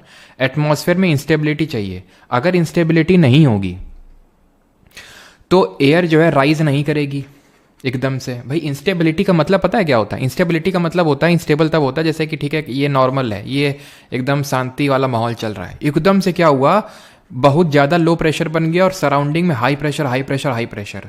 तो इससे होगा ये कि यहाँ पे ये जो एकदम बीच वाला दिख रहा है जो लो प्रेशर है, इसको बोलते हैं साइक्लोन की आंख, साइक्लोन की आई। एकदम सेंटर रीजन होता है साइक्लोन का, जहाँ कौनो बादल नहीं बनता है, यहाँ पे बिल्कुल भी बारिश नहीं होती है, सेंटर ऑफ साइक्लोन पे, जिसको आई बोलते हैं। तो इस तरह से यहाँ पे क्या होंगे, इसके आसपास इसके आसपास इसके आसपास इसके आसपास क्लाउड बनेंगे। कौन से क्लाउड बनेंगे बताओ जल्दी से, कल बताया था मैंने आपको। Extensive vertical development anvil top, extensive vertical development anvil top, cumulo nimbus cloud बनेगा यहाँ पे। क्यूमुलो निम्बस क्लाउड बनते हैं जिनका एक्सटेंसिव वर्टिकल डेवलपमेंट होता है, बहुत एक्सटेंसिवली वर्टिकल डेवलपमेंट, और इस तरह से एनविल टॉप होता है, ये इसको बोलते हैं एनविल टॉप। ठीक है, और वर्टिकल डेवलपमेंट बहुत ज़्यादा होता है, तो ये बहुत भयंकर बारिश करेंगे। तो क्या बोल रहा हूँ, आई ऑफ साइक्लोन जो होता है वो centre part of the cyclone होता है, वहाँ बादल नहीं होते हैं। तभी जैसे कि मान लेते हैं जब साइक्लोन वगैरह आते हैं, ये इंडिया का बे ऑफ बंगाल है जहाँ पे बहुत ज़्यादा साइक्लोन आते हैं, अरेबियन सी अरब सागर में भी साइक्लोन आते हैं, लेकिन उतने ज़्यादा नहीं जितने बंगाल की खाड़ी में। इसका भी अगर कभी कारण पूछ ले आपसे, अभी तक आज तक तो नहीं पूछा है कि बे ऑफ बंगाल में ये क्यों साइक्लोन ज़्यादा आते हैं, तो उसके डिफरेंट रीज़न है, क्योंकि इसकी हीटिंग ज़्यादा होती है और बे ऑफ बंगाल पे हमारी ज़्यादातर नदियाँ गिरती हैं, ये भी एक कारण होता है। खैर, तो जब साइक्लोन आता है ना, तो सेंटर ऑफ साइक्लोन में तो कोई क्लाउड का फॉर्मेशन हुआ ही नहीं था, तो इस वजह से क्या होता है, जब साइक्लोन हिट करता है कोस्ट में, तट में, तो बहुत जोर की बारिश करता है। 2-3 जैसे 1 दिन 2 दिन बारिश हुई और फिर एकदम से रुक जाएगी आधे दिन के लिए, फिर 4-5 घंटे के लिए बिल्कुल नहीं हुई। क्यों? क्योंकि जब ये हिट किया तो कोस्ट हिट किया, और उसके बाद ये जब आई पहुंचेगी, ये जो सेंटर पहुंचेगा वहां पे, तब उस समय पे बारिश रुक जाएगी वहां पे, और फिर से बारिश होने लगेगी जब ये वाला पार्ट पहुंचेगा वहां पे। समझ आई बात? क्लियर? ट्रॉपिकल और एक्स्ट्रा ट्रॉपिकल साइक्लोन के बीच में अंतर क्या होता है? ट्रॉपिकल और एक्स्ट्रा ट्रॉपिकल, ये वैसे में तो कल आ रहा है, ठीक है। अच्छा, इताची जी, थैंक यू। तो ट्रॉपिकल साइक्लोन, एक्स्ट्रा ट्रॉपिकल, तो जो अभी मैं आपको पढ़ा रहा था अभी तक वो ट्रॉपिकल था। और एक्स्ट्रा ट्रॉपिकल क्या होता है? एक्स्ट्रा ट्रॉपिकल को ही हम टेम्परेट साइक्लोन के नाम से जानते हैं। तो बड़ा आसान है, सिंपल। जो साइक्लोन ट्रॉपिक्स में आता है उसको ट्रॉपिकल बोल देते हैं, जो टेम्परेट एरिया में आते हैं उसको टेम्परेट साइक्लोन बोल देते हैं। सिंपल। टेम्परेट एरिया क्या होता है और ट्रॉपिकल क्या होता है? तो हमें पता है, एक सेकेंड रुकिएगा, एक सेकेंड, येलो से ड्रॉ करता हूं मैं। ये ट्रॉपिकल है, जिसको हम टॉरिड जोन के नाम से जानते हैं, बहुत गर्मी पड़ती है, ठीक है। और ये जो है ये टेम्परेट एरिया है ना, है कि नहीं? ये टेम्परेट एरिया पहले पढ़ चुके हैं सब कुछ। तो जो ये नीले नीले वाले क्षेत्र में आ रहे हैं उनको टेम्परेट साइक्लोन बोलेंगे। और एक्स्ट्रा ट्रॉपिकल क्यों बोल देते हैं? एक्स्ट्रा ट्रॉपिक क्योंकि ट्रॉपिक के ऊपर आ रहे हैं, ट्रॉपिक्स के ऊपर नीचे आ रहे हैं, तो एक्स्ट्रा ट्रॉपिकल इसलिए बोल देते हैं। तो अंतर क्या होता है सर? अंतर ये होता है कि ये समुद्र में ही बनते हैं, मतलब इनके फॉर्मेशन पे होता है।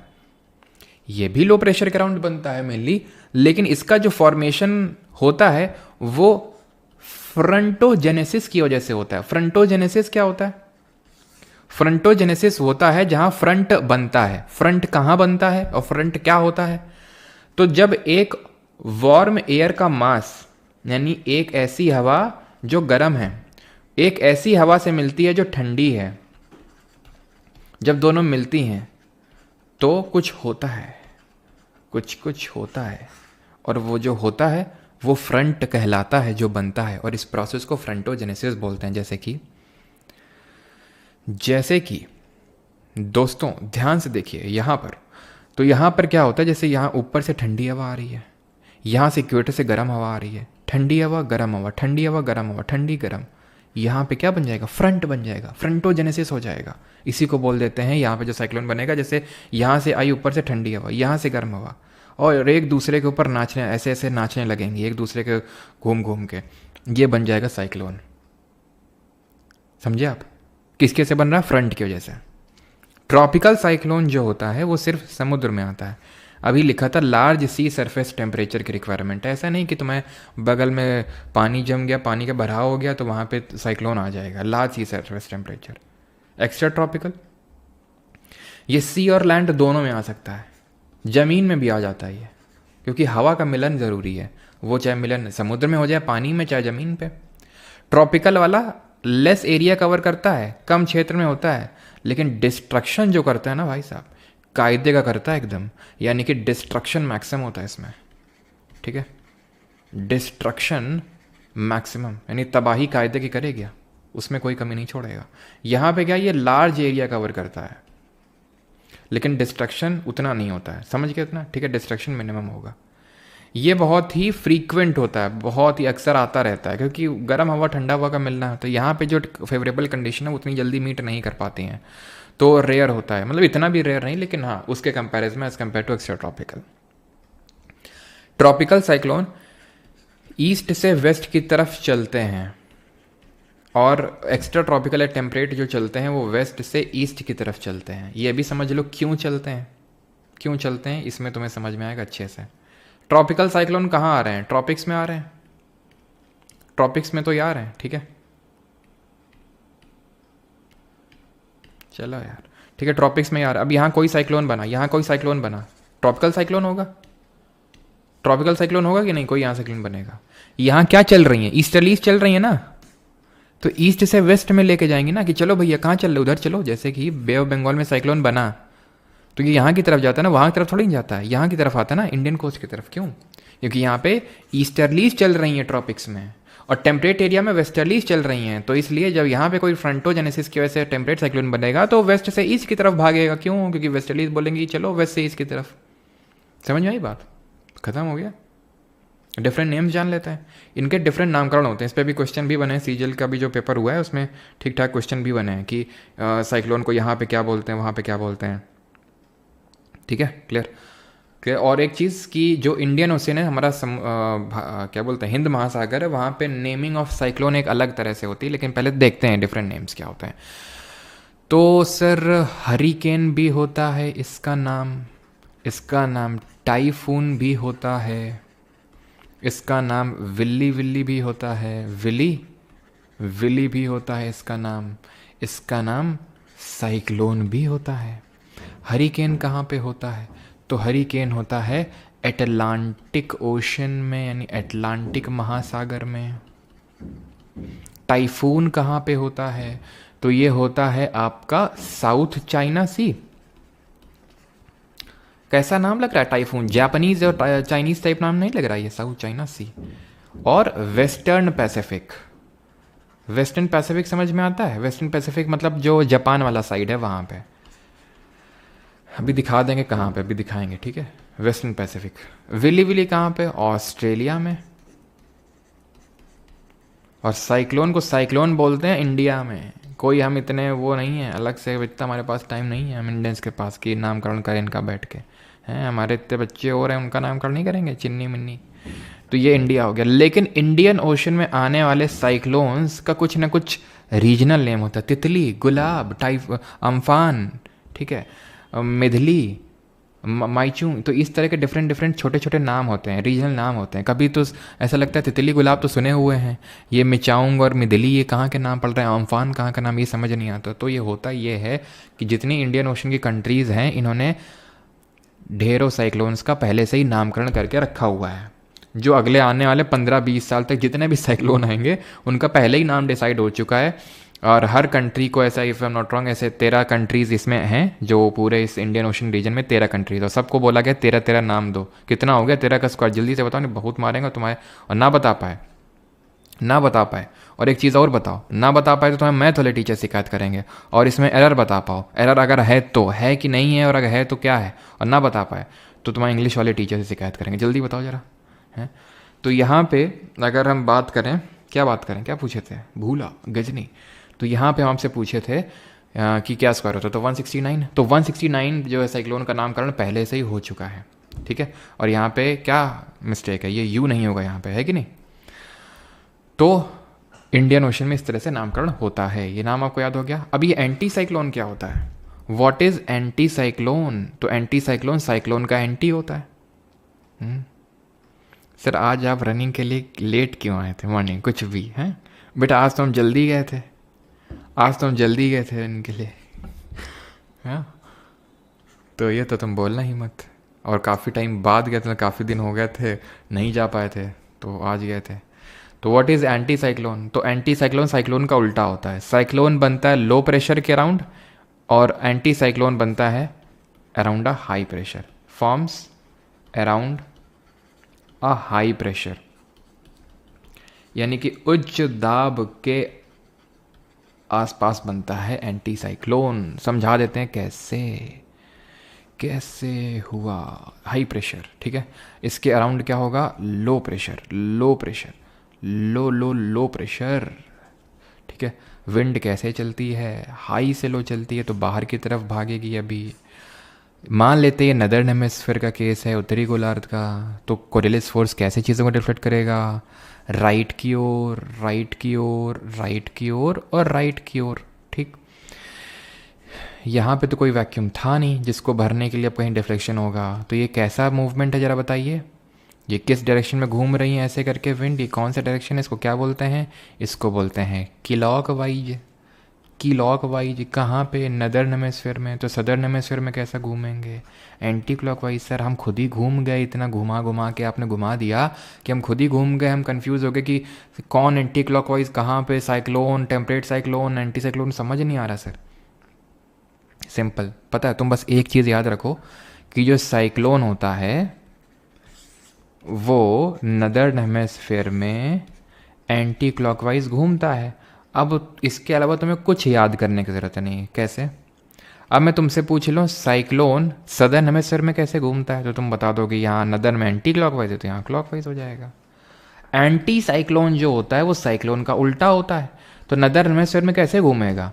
जैसे साइक्लोन घूमता है उसका उल्टा, तो साइक्लोन एंटी क्लॉकवाइज घूमता है तो ये क्लॉकवाइज हो जाएगा। और एंटी साइक्लोन सदर्न हेमिस्फीयर में कैसा होगा भाई? अगर नदर्न हेमिस्फीयर में क्लॉकवाइज है तो सदर्न हेमिस्फीयर में एंटी क्लॉकवाइज हो जाएगा ये। तो एक याद कर लो, बाकी सब अपने आप याद हो जाएगा। एंटी साइक्लोन मेरे कुछ याद नहीं रखना बस। अब आते हैं ocean current and why they formed. ये हमारा आज का आखिरी टॉपिक है कि महासागरीय जलधाराएं क्या होती हैं। और एक चीज़ कि नोट्स में आपको सर आप शूज़ क्यों नहीं पहन गए थे वॉक के लिए?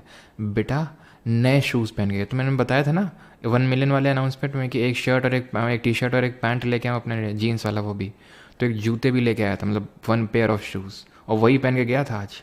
समझ क्या है कि बात ही नहीं, नए जूते पहन के दौड़ा गया था मैं। Ocean current and why they are found. तो क्या मैं बोल रहा था कि जो आपको नोट्स मिलेंगे तो उसमें कोएपन क्लाइमेटिक क्लासिफिकेशन होगा, ठीक है, जो मैंने आपको नहीं पढ़ाया और अभी मैं इस बार मतलब अभी नहीं पढ़ाऊंगा इस लेक्चर में। पिछली बार मैंने इसी लेक्चर में इसको दबा दिया था कोएपन को, लेकिन होता ये है कि हमें फिर से इंडियन क्लाइमेट के बारे में पढ़ना पड़ता है। जब हम इंडियन ज्योग्राफी पढ़ते हैं तो वहाँ पे मुझे फिर से कोएपन पढ़ाना पड़ता है कि भाई यहाँ पे मालाबार कोस्ट पे क्या होगा, कोरोमंडल कोस्ट पे क्या कोएपन क्लाइमेटिक क्लासिफिकेशन होगा।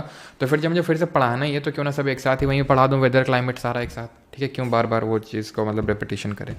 तो नोट्स में तो मिलेगा कोएपन, लेकिन कोएपन छोड़ देना आपको, ठीक है, आपको सिंपल। और मुझे पता है आपसे रुका नहीं जा रहा है कि बुक अब आएगी तो बुक लें और उसमें ऑफलाइन पेपर मोड में पढ़ें हो, है ना, हार्ड कॉपी।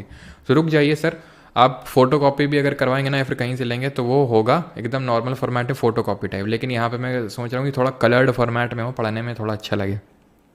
तो रुक जाइए, और सबकी अलग अलग बुकलेट होंगी। Ocean current and why they are formed. देखिए, समुद्र का पानी दो तरह से मूव कर सकता है, या तो हॉरिजॉन्टली मूव कर सकता है या वर्टिकली मूव कर सकता है। ऐसे ऐसे तो मूव कर सकता है, या तो क्षैतिज रूप से या फिर इस तरह से, या तो ऐसे हॉरिजॉन्टल या वर्टिकल।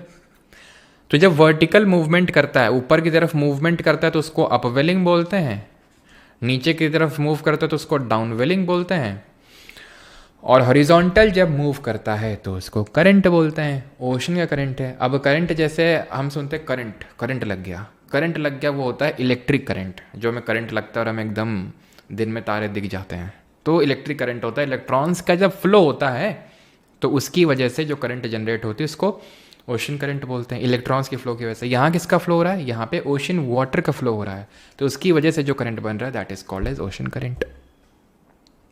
क्यों ओशन चलता है, क्यों चलता है ये, क्यों ओशन का वाटर मूव करता है? कारण है उसके।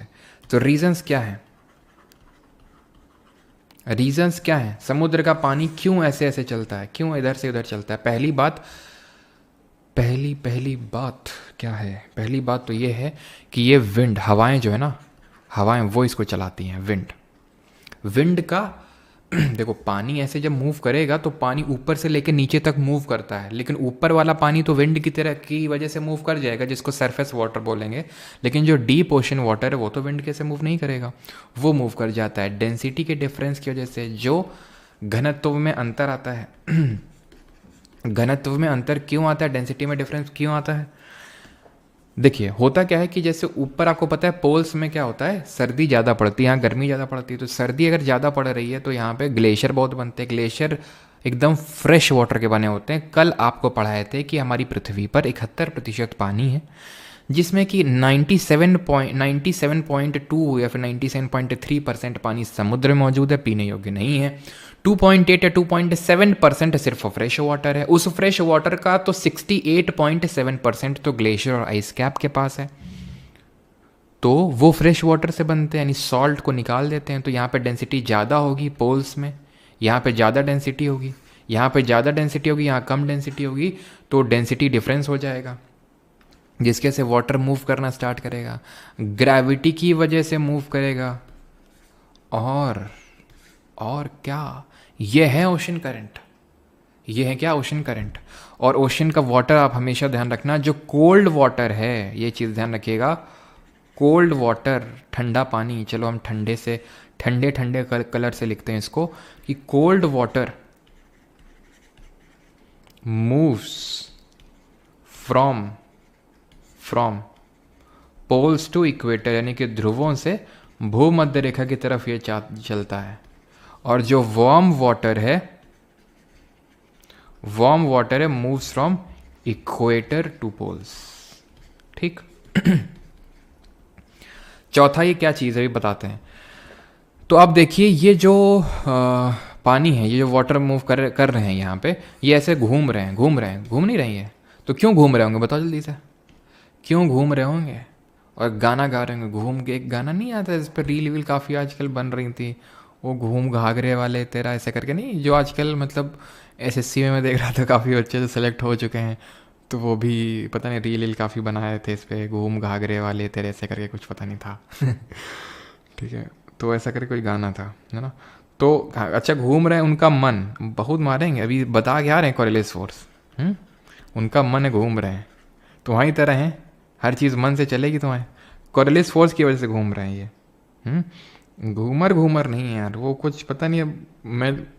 अब मेरे साथ दिक्कत क्या ना तुम्हारे भी साथ भी होगी, तुम्हें भी पता होगा, जैसे कि तुम आज तक लिरिक्स हो सकता है तुम्हें गलत ही पता हो और तुम सोचते हो कि यही लिरिक्स होती है कि नहीं। तो वही वैसा टाइप हो सकता है मुझे लिरिक्स ही समझ ना आई हो।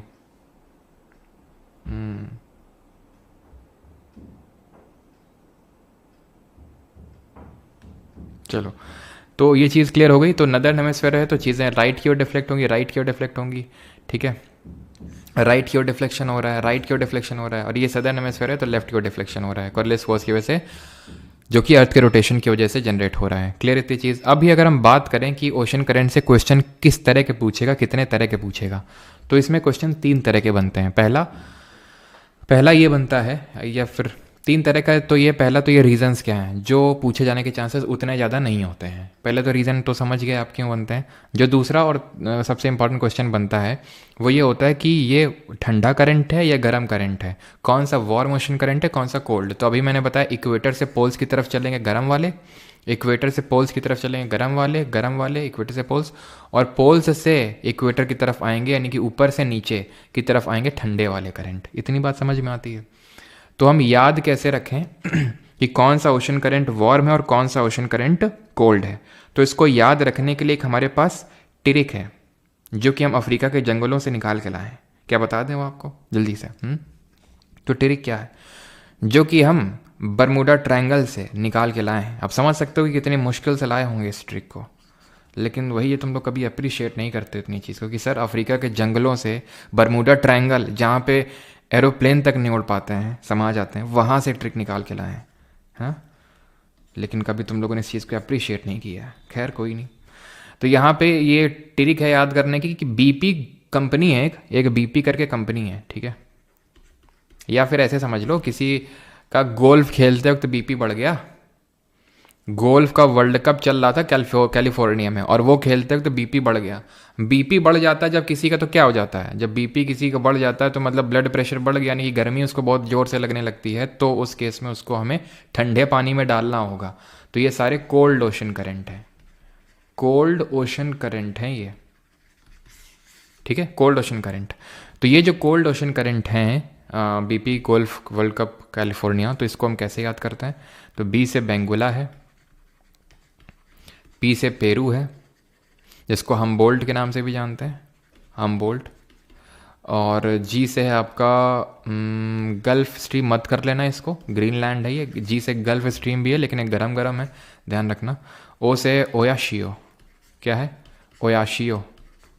एल से है लैब्राडोर, कुत्ता भी होता है ना, एक डॉग होता है ना लैब्राडोर नाम का, फाकलैंड। डब्ल्यू से वेस्ट ऑस्ट्रेलियन ड्रिफ्ट,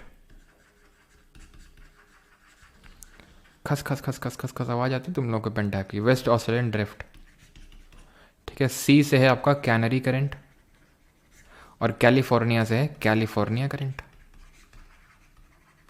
ठीक है। तो ये हो गए कोल्ड ओशन करंट। अब कुछ बच्चे बोलेंगे सर अब वार्म की बता दो, तो वार्म की नहीं बताएंगे हम। क्यों? क्योंकि भाई अगर कोल्ड के आपको याद हो गए तो इसके अलावा जो बच गए वो वार्म के हो जाएंगे, सिंपल है कि नहीं। अब इसके अलावा अगर मैं कुछ भी नाम पूछ लूँ आपसे तो वो आपका वार्म ओशन करंट हो जाएगा, ठीक है। तो कैलिफोर्निया हमने देखा, पेरू देखा, बेंगोला देखा, वेस्ट ऑस्ट्रेलियन ड्रिफ्ट देखा, कैनरी देखा, ग्रीनलैंड देखा, लैब्राडोर देखा, ओयोशियो देखा। अब इसके अलावा जितने हैं वो वॉर्म ओशन करंट हैं। कौन से वॉर्म ओशन करंट हैं? वार्म ओशन करंट हैं आपके गल्फ स्ट्रीम, अगुलहास, क्यूरोशियो, ओयोशियो का भाई क्यूरोशियो, ठीक है। ओयोशियो ठंडा है, क्यूरोशियो गर्म है। और तो बहुत है ब्राज़ील वगैरह, लेकिन पूछता मेनली यही तीन है, गल्फ स्ट्रीम, क्यूरोशियो, अगुलहास, ये तीन ध्यान रखना, ठीक है। ये पूछेगा आपसे। क्लियर है यहाँ तक चीज़ें? सर यहाँ पे तो सीधे सीधे चल रही है, क्योंकि यहाँ पे कोई कोस्ट नहीं है, क्योंकि तट जो होती है, तट कोस्ट लाइन, अब ऐसा तो है नहीं कि ये पानी तोड़ते हुए घुस जाएगा इसके अंदर है, ये मूव कर जाएगा कोस्ट लाइन। तो कोस्ट लाइन का भी इन्फ्लुएंस होता है ओशन करंट को मूव करवाने पे। अब जैसे कैनरी करंट है, आता तो सीधे, लेकिन इसके वजह से मूव कर गया थोड़ा सा।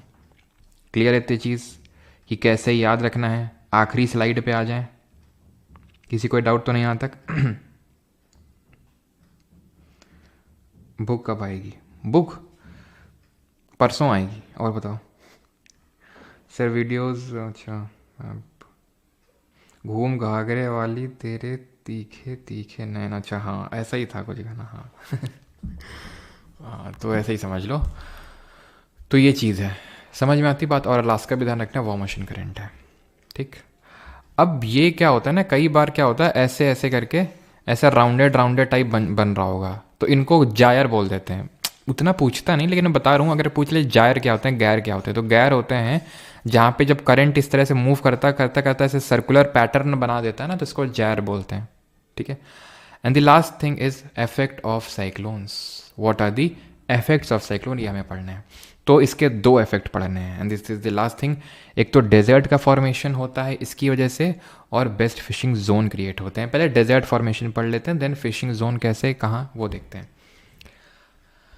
जहाँ जहाँ ठंडे ठंडे करंट हैं, मोस्टली देखिए तो वेस्टर्न कोस्ट में, ये नॉर्थ अमेरिका है, इसका वेस्टर्न कोस्ट है, ये अफ्रीका है, इसका वेस्टर्न कोस्ट है, ये साउथ अमेरिका, इसका वेस्टर्न कोस्ट है, ऑस्ट्रेलिया इसका वेस्टर्न कोस्ट है। यहाँ ठंडे करंट, यहाँ कैलिफोर्निया है, यहाँ पेरू है, यहाँ बेंगोला है, यहाँ कैनरी है, यहाँ वेस्ट ऑस्ट्रेलियन ड्रिफ्ट है। तो होता ये है कि जब यहाँ से हवा चलती है, देखिए ईस्टर्लीज चलती है मेनली, तो यहाँ पे ट्रॉपिक्स में ईस्टर्लीज चलती हैं ऐसे ऐसे करके। तो ईस्टर्लीज यहाँ पे ठीक है, गर्म यहाँ पानी उठाएंगी, बारिश कर देंगे, लेकिन जब यहाँ पहुँचेंगी वेस्ट कोस्ट की तरफ, तब तक वो क्या हो जाएगी, तब तक उनके पास पानी नहीं बचेगा, पानी उनका जा चुका होगा। इस चीज़ को कॉन्टिनेंटैलिटी भी बोलते हैं, महाद्वीपीयता। लेकिन अभी पढ़ा नहीं रहा हूँ इसको डिटेल में, कॉन्टिनेंटैलिटी को आगे पढ़ाएंगे, ठीक है। तो यहाँ तक पानी खत्म हो जाता है, इसको कॉन्टिनेंटैलिटी बोलते हैं। आई अगेन रिपीट, मैं पढ़ा नहीं रहा हूँ कॉन्टिनेंटैलिटी, अभी आगे देखेंगे उसको हम इंडियन ज्योग्राफी के टाइम पे। अब अगर मान लेते हैं यहाँ पे कि थोड़ी सी हल्की सी हवा चली भी वेस्टर्न साइड से, तो क्योंकि यहाँ पे कोल्ड करंट है, तो यहाँ पे जो हवा होगी वो भी कोल्ड हो जाएगी, ठंडी। और ठंडी हवा की जो मॉइस्चर होल्डिंग कैपेसिटी होती है वो क्या होती है, कम होती है, वो नीचे बैठती है। नीचे बैठने वाली हवा जिसकी मॉइस्चर होल्ड करने की कैपेसिटी नहीं है, वो क्या ही बारिश करेगी। तो इन ठंडे वाले करंट का, यानी ठंडी महासागरीय जलधाराओं का, कोल्ड ओशन करंट का डेजर्ट बनाने में एक छोटा सा रोल इनका भी होता है। देखिए चाहे आप, यहाँ पे मोजावे डेजर्ट है, यहीं पे सोनोरन डेजर्ट भी है, नॉर्थ अमेरिका में सोनोरन। यहाँ पे एटकामा डेजर्ट है साउथ अमेरिका के वेस्टर्न कोस्ट में, एंडीज माउंटेन रेंज के पास, विच इज़ द वर्ल्ड का ड्राइएस्ट डेजर्ट। विश्व का सबसे सूखा मरुस्थल है ये एटकामा। यहाँ पे कौन सा करंट है, पेरू या फिर अम्बोल्ट। यहाँ बेंगोला करंट है ठंडा, तो यहाँ पे कालाहारी और नामीब डेजर्ट है। यहाँ पे कैनरी करंट है, तो यहाँ पे वर्ल्ड का सबसे बड़ा गर्म रेगिस्तान, वर्ल्ड लार्जेस्ट हॉट डेजर्ट है, दैट इज सहारा। यहाँ पे वेस्ट ऑस्ट्रेलिया के वेस्ट में तो पूरा ही डेजर्ट है, जिनको हम ग्रेट ऑस्ट्रेलियन डेजर्ट के नाम से जानते हैं, ग्रेट ऑस्ट्रेलियन डेजर्ट के नाम से जानते हैं। और यहीं पे एक छोटा सा एक फेमस डेजर्ट है जिसको बोलते हैं गिब्सन डेजर्ट, ये यहाँ पे वेस्ट ऑस्ट्रेलियन ड्रिफ्ट। ये क्या है, बेस्ट फिशिंग जोन। तो बेस्ट फिशिंग जोन वहाँ पे क्रिएट होते हैं जहाँ पे warm ocean current cold ocean current से मिलता है, वहाँ पे मछली पकड़ने के लिए सबसे बढ़िया साइट मानी जाती है। तो गायर पहले तो यहाँ लिख दूँ मैं, जायर जो भी बोलो, ठीक है, बोलने के लिए नहीं आएगा। तो कहाँ कहाँ बन रहे हैं ज़रा मुझे बता दीजिए, मुझे वो प्लेसेस बता दीजिए, इसमें मैप पे देख के कहाँ कहाँ बन रहा है आपको, कहाँ कहाँ मिल रहा है दोनों वार्म और cold ocean current. Sir notes जो ऐप पर है वो पूरी हिंदी में है, please reply from where will I get notes in English. अरे यार कैसी बात करो तुम, इंग्लिश हिंदी दोनों में है। 2 PDF होती हैं, विव PDF 1, विव PDF 2। विव PDF 1 में इंग्लिश, विव PDF 2 में हिंदी। ठीक है। सरगासो और गासो मत लिखो, जितना पूछा है उतना बताओ। बिल्कुल वो बात सही है कि यहीं पे सरगैसो सी होता है, जिसको बॉर्डरलेस सी के नाम से जानते हैं। तो यहाँ पे गल्फ स्ट्रीम और लैब्राडोर मिल रहा है। ये कौन सी जगह है, ध्यान रखना, ये जगह है कनाडा में पड़ती है, न्यू फाउंडलैंड नाम की जगह है। ओयाशियो और क्यूरोशियो मिल रहे हैं जापान की कोस्ट, ईस्टर्न कोस्ट में यहाँ पे। तो यहाँ पे जाल लेके जाओ और डालो जाल और एकदम भर के मछली लेके आओ, खुद खाओ, हमें मत खिलाना क्योंकि हम वेजिटेरियन हैं, ठीक है। तो यहाँ पे ये होते हैं इफेक्ट ऑफ ओशन करंट और थैंकू, क्योंकि लेक्चर हो गया ख़त्म। अब यहाँ पे हमारा समय आ चुका है कोई क्वेश्चन करने का। क्वेश्चन तो ज़्यादा आज मैंने नहीं लिए हैं क्योंकि काफ़ी क्वेश्चन जो थे खासकर विंड से रिलेटेड वो, क्योंकि हम करेंगे इंडियन ज्योग्राफी में क्लाइमेट वगैरह से। तो पहले साइक्लोन और ये वाले कर लेते हैं, ओशन करंट वाले, फिर देखेंगे जो अगर बचेंगे तो, ठीक है। A storm that occur due to difference in temperature and pressure of air is called as tsunami, cyclone, earthquake या फिर none of the above.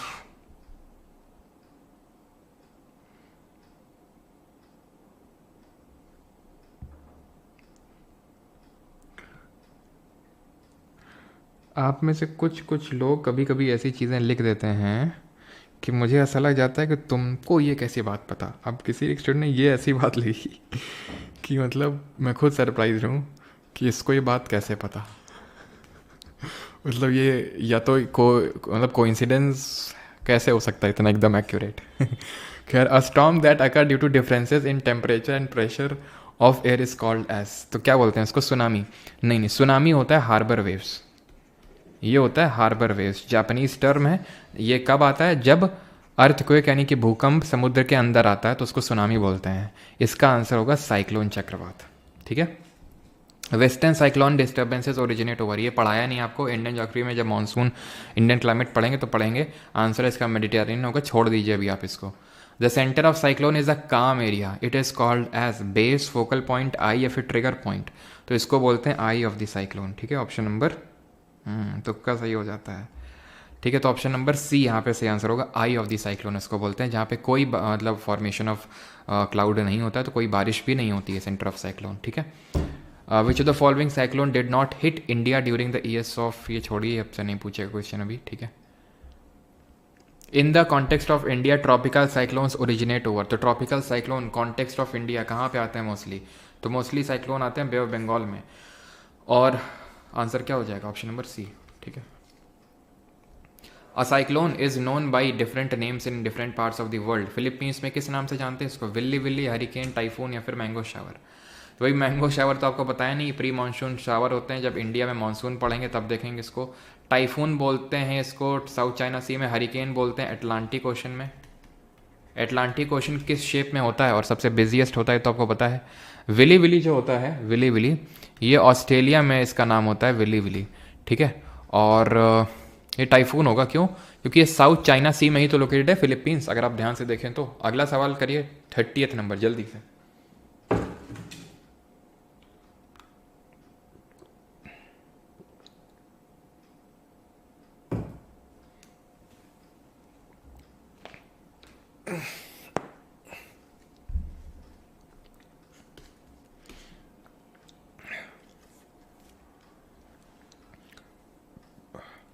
In early November, the low pressure condition shifts over the Bay of Bengal.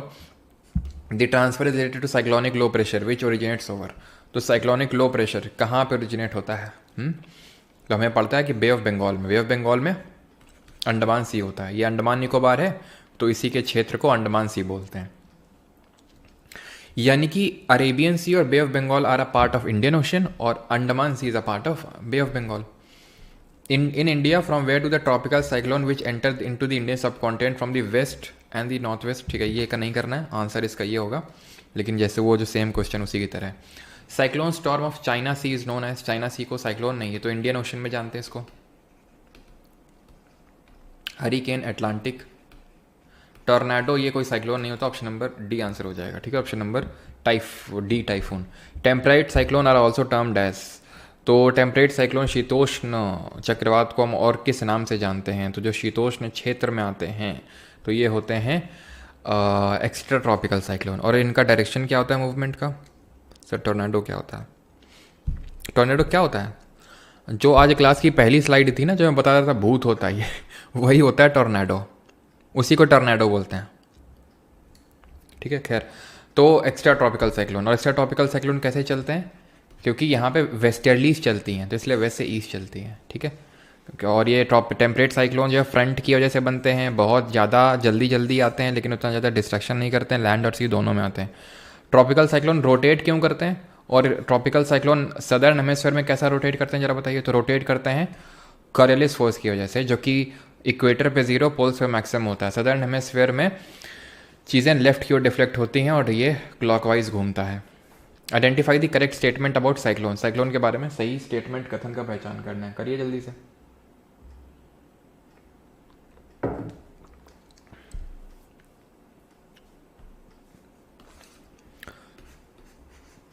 High pressure के around ना, anti cyclone बोलते हैं इसको। जो high pressure के around घूमता है उसको एंटी साइक्लोन बोलते हैं। साइक्लोन तो वो होता है जो लो प्रेशर के अराउंड घूमता है। तो coast line of India is not vulnerable to cyclone. कैसी बात कर रहे हो तुम? इंडियन का जो ईस्टर्न कोस्ट है वहाँ तो बहुत ज़्यादा साइक्लोन आते हैं। The wind direction is clock wise in the southern hemisphere. बिल्कुल सही, अभी बताया, ये सही हो जाएगा आपका। ठीक है, दोनों हेमिस्फीयर में कैसे एक सेम हो सकता है? अलग अलग होता है। अब ओशन करंट के कुछ क्वेश्चन कर लेते हैं। इनमें से गरम गरम कौन सा है? गरम गरम कौन सा है? तो बीपी का वर्ल्ड कप हुआ, मतलब वर्ल्ड कप हो रहा था गोल्फ का कैलिफोर्निया में, जिसकी वजह से बीपी बढ़ गया हारने की वजह से, तो ठंडे उसमें डाल दिए थे। ठीक है, तो क्या आंसर होगा? लैब्राडोर वार्म पूछ रहा है, ये कोल्ड है। फॉकलैंड कैनरी कोल्ड है, गल्फ स्ट्रीम कोल्ड है, फॉकलैंड आंसर हो जाएगा। ठीक है, फॉकलैंड कहाँ पे है? ये जो साउथ अमेरिका है, साउथ अमेरिका के यहाँ पे नीचे से ऊपर की तरफ आ रहा है, तो ऑब्वियस बात है कि ठंडा ही होगा। सॉरी, यहाँ ऐसे चलता है, सॉरी, ऊपर से नीचे की तरफ, तो ये वार्म ही होगा। लैब्राडोर ऊपर से आता है, कैनरी भी ऊपर से आता है। कैनरी कहाँ पे आता है? तो कैनरी जो यहाँ पे आपका अफ्रीका का नॉर्थ वेस्टर्न कोस्ट है, वहाँ पे गल्फ स्ट्रीम यहाँ से जाता है नीचे से ऊपर की तरफ, वो लैब्राडोर से मिलता है न्यू फाउंडलैंड कनाडा में। Which of the following is the warm ocean current of the Pacific Ocean. प्रशांत महासागर का गर्म महासागरीय धारा कौन सी है? और एक चीज़ की आप लोगों की मैं बता दूं कि कुछ लोग जाने लगते हैं ना तुरंत क्वेश्चन देखते ही, कि आपकी अब क्लास मंडे को होगी सीधा।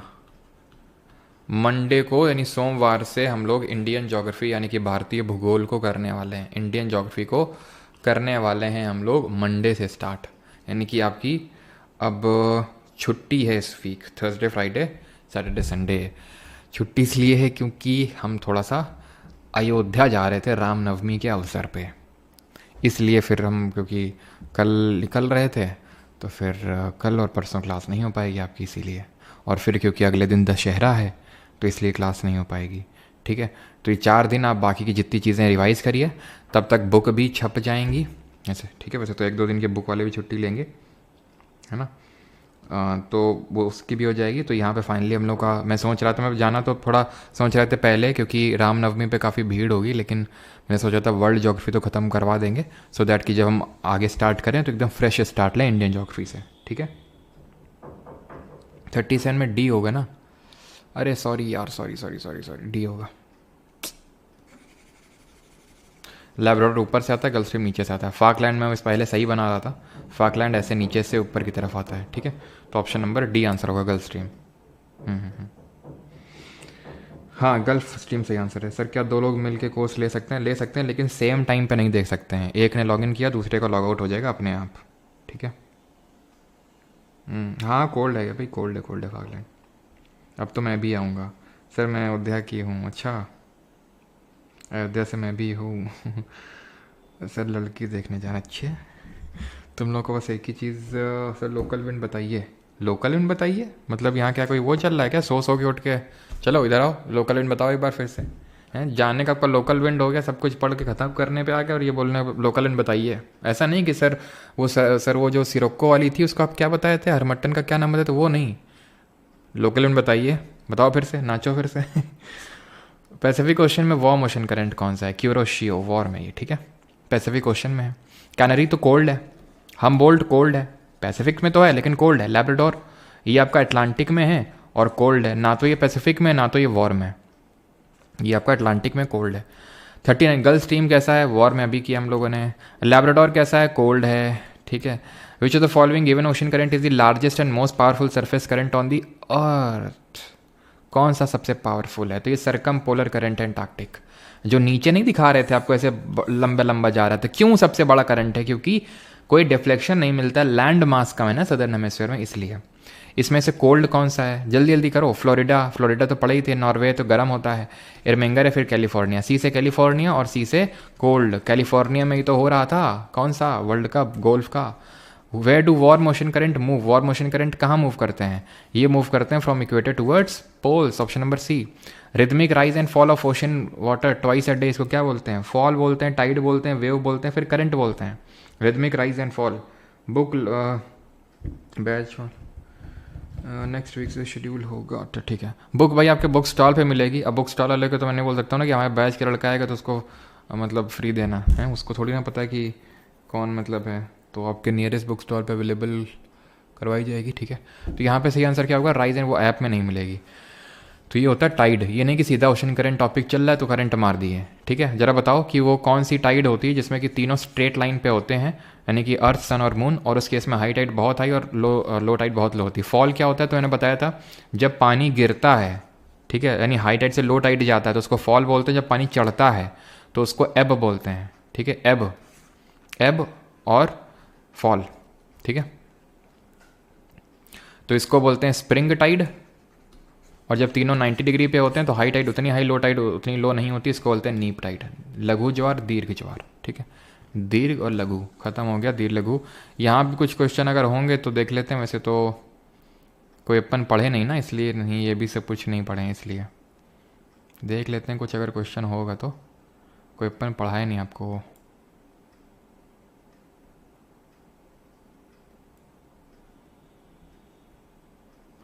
ये कर दो, द मिनिमम टेम्परेचर, दिन का मिनिमम टेम्परेचर कब होगा जनरली, तो जनरली रात में होगा। क्यों, क्योंकि रात में टेरेस्ट्रियल एडिशन होता है वो, इसलिए। पढ़ाया नहीं है, पढ़ाया नहीं है, पढ़ाया नहीं है, पढ़ाया नहीं है, पढ़ाया नहीं है, डिफर कभी नहीं पढ़ाई है। Polar easterlies are which kind of winds, polar easterlies जो हैं ये किस तरह की विंड है, जरा बताइए। सीजनल विंड है, परमानेंट है, सी स्टॉर्म है, फिर लोकल विंड है। हर जगह बुक मिलेगा भाई, ऑनलाइन, फ्लिपकार्ट, अमेजोन, आपके बुक स्टॉल, हर जगह मिलेगा, ठीक है। तो आंसर होगा ये क्या है, परमानेंट विंड है, ट्रेड विंड सही है, ठीक है। वेस्टर्लीज, ईस्टर्लीज, ये नहीं करना है अभी आपको। विच of the following is a local wind, इनमें से लोकल विंड कौन सी है। अपनी दिनचर्या शेयर करिए। दिनचर्या यार क्या शेयर करें, कभी कभी दिनचर्या बिगड़ जाती एकदम। निट्टो भी नहीं हुआ क्या सर, निट्टो भी नहीं हुआ क्या सर, आरती गुप्ता। हाँ आरती जी, निट्टो संडे को होगा, संडे को होगा निट्टो, ठीक है। संडे को, संडे के दिन होगा। सैटरडे के दिन आई थिंक दशहरा है, तो फिर थोड़ा सा मुश्किल हो जाएगा, बिकॉज दशहरे के दिन गांव जाना होता है। मतलब ये नहीं कि मैं मतलब जाऊंगा ही, लेकिन क्योंकि जाना पड़ता है, ज़बरदस्ती होती है, मतलब समझ रहे हैं ना आप कि जाना पड़ेगा, मजबूरी है, तो ये है थोड़ा सा। बाकी उस दिन नहीं होगी। फिर निट्टो में संडे के दिन थोड़ा बड़ा लेक्चर कर लेंगे, 20 क्वेश्चन रहते हैं तो 30 कर लेंगे वहाँ पे, ठीक है। तो लोकल विंड कौन सी है, लू है। वेस्टर्लीज और ईस्टर्लीज क्या है, परमानेंट विंड है हमारी, ठीक है, ट्रेड विंड्स हैं।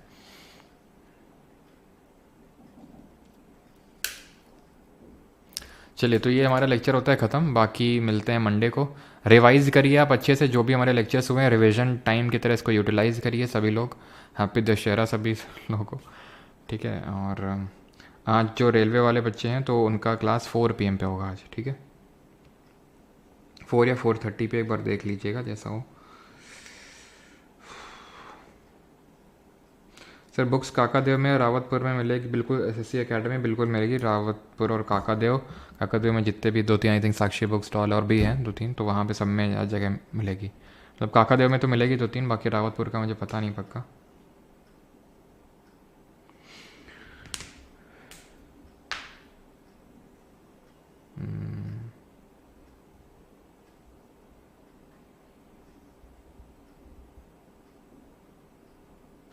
सर आइसोबार वर्टिकली नहीं हो सकते क्योंकि प्रेशर डिफरेंस हो जाएगा, प्रेशर डिफरेंट हो जाएगा।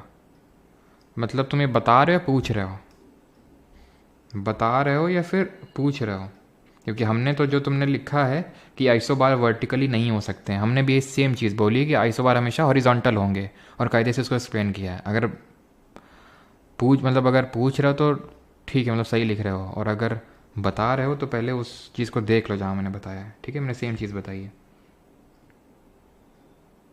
बुक वाराणसी मिलेगी, हर जगह मिलेगी, वेस्ट बंगाल, राजस्थान, हर जगह। सर जब बिग बैंग एक्सप्लोजन हुआ था तो उसमें सुतली बम आप ही ने रखा था ना? हाँ। बुक रीवा में मिलेगी। हाँ, कोशिश है कि मोस्टली बुक स्टॉल पे अवेलेबल करवा दी जाए, जितनी भी India across India book stalls हैं सब में। थैंक यू सभी को, धन्यवाद। मिलते हैं अब मिलेंगे हम लोग मंडे के दिन सुबह 10 बजे। तो आपको रिवीजन करना है अच्छे से, और हम स्टार्ट करेंगे अभी इंडियन ज्योग्राफी से मंडे के दिन। ऑलराइट, थैंक यू, धन्यवाद सभी को, थैंक यू।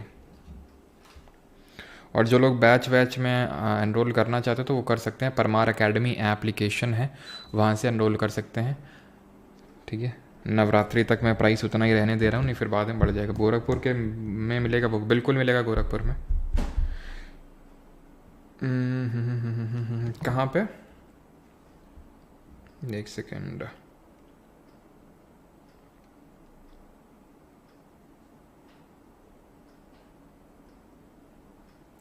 कौन सी विंड? फोन वाली?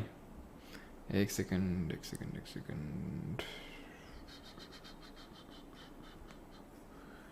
फोन वाली, फोन कहाँ गई?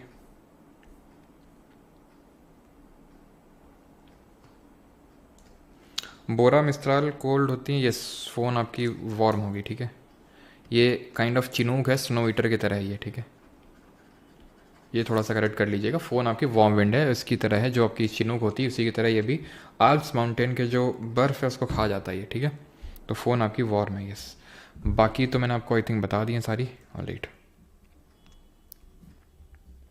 ठीक है।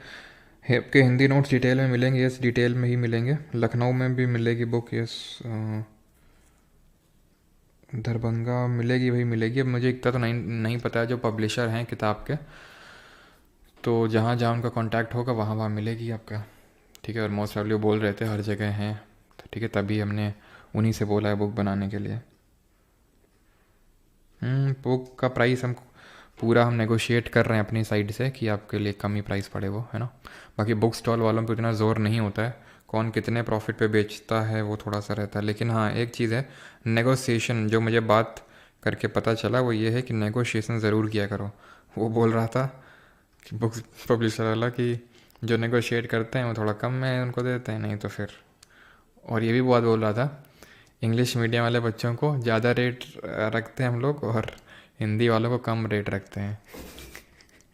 तो नेगोशिएट किया करो तुम लोग, है ना।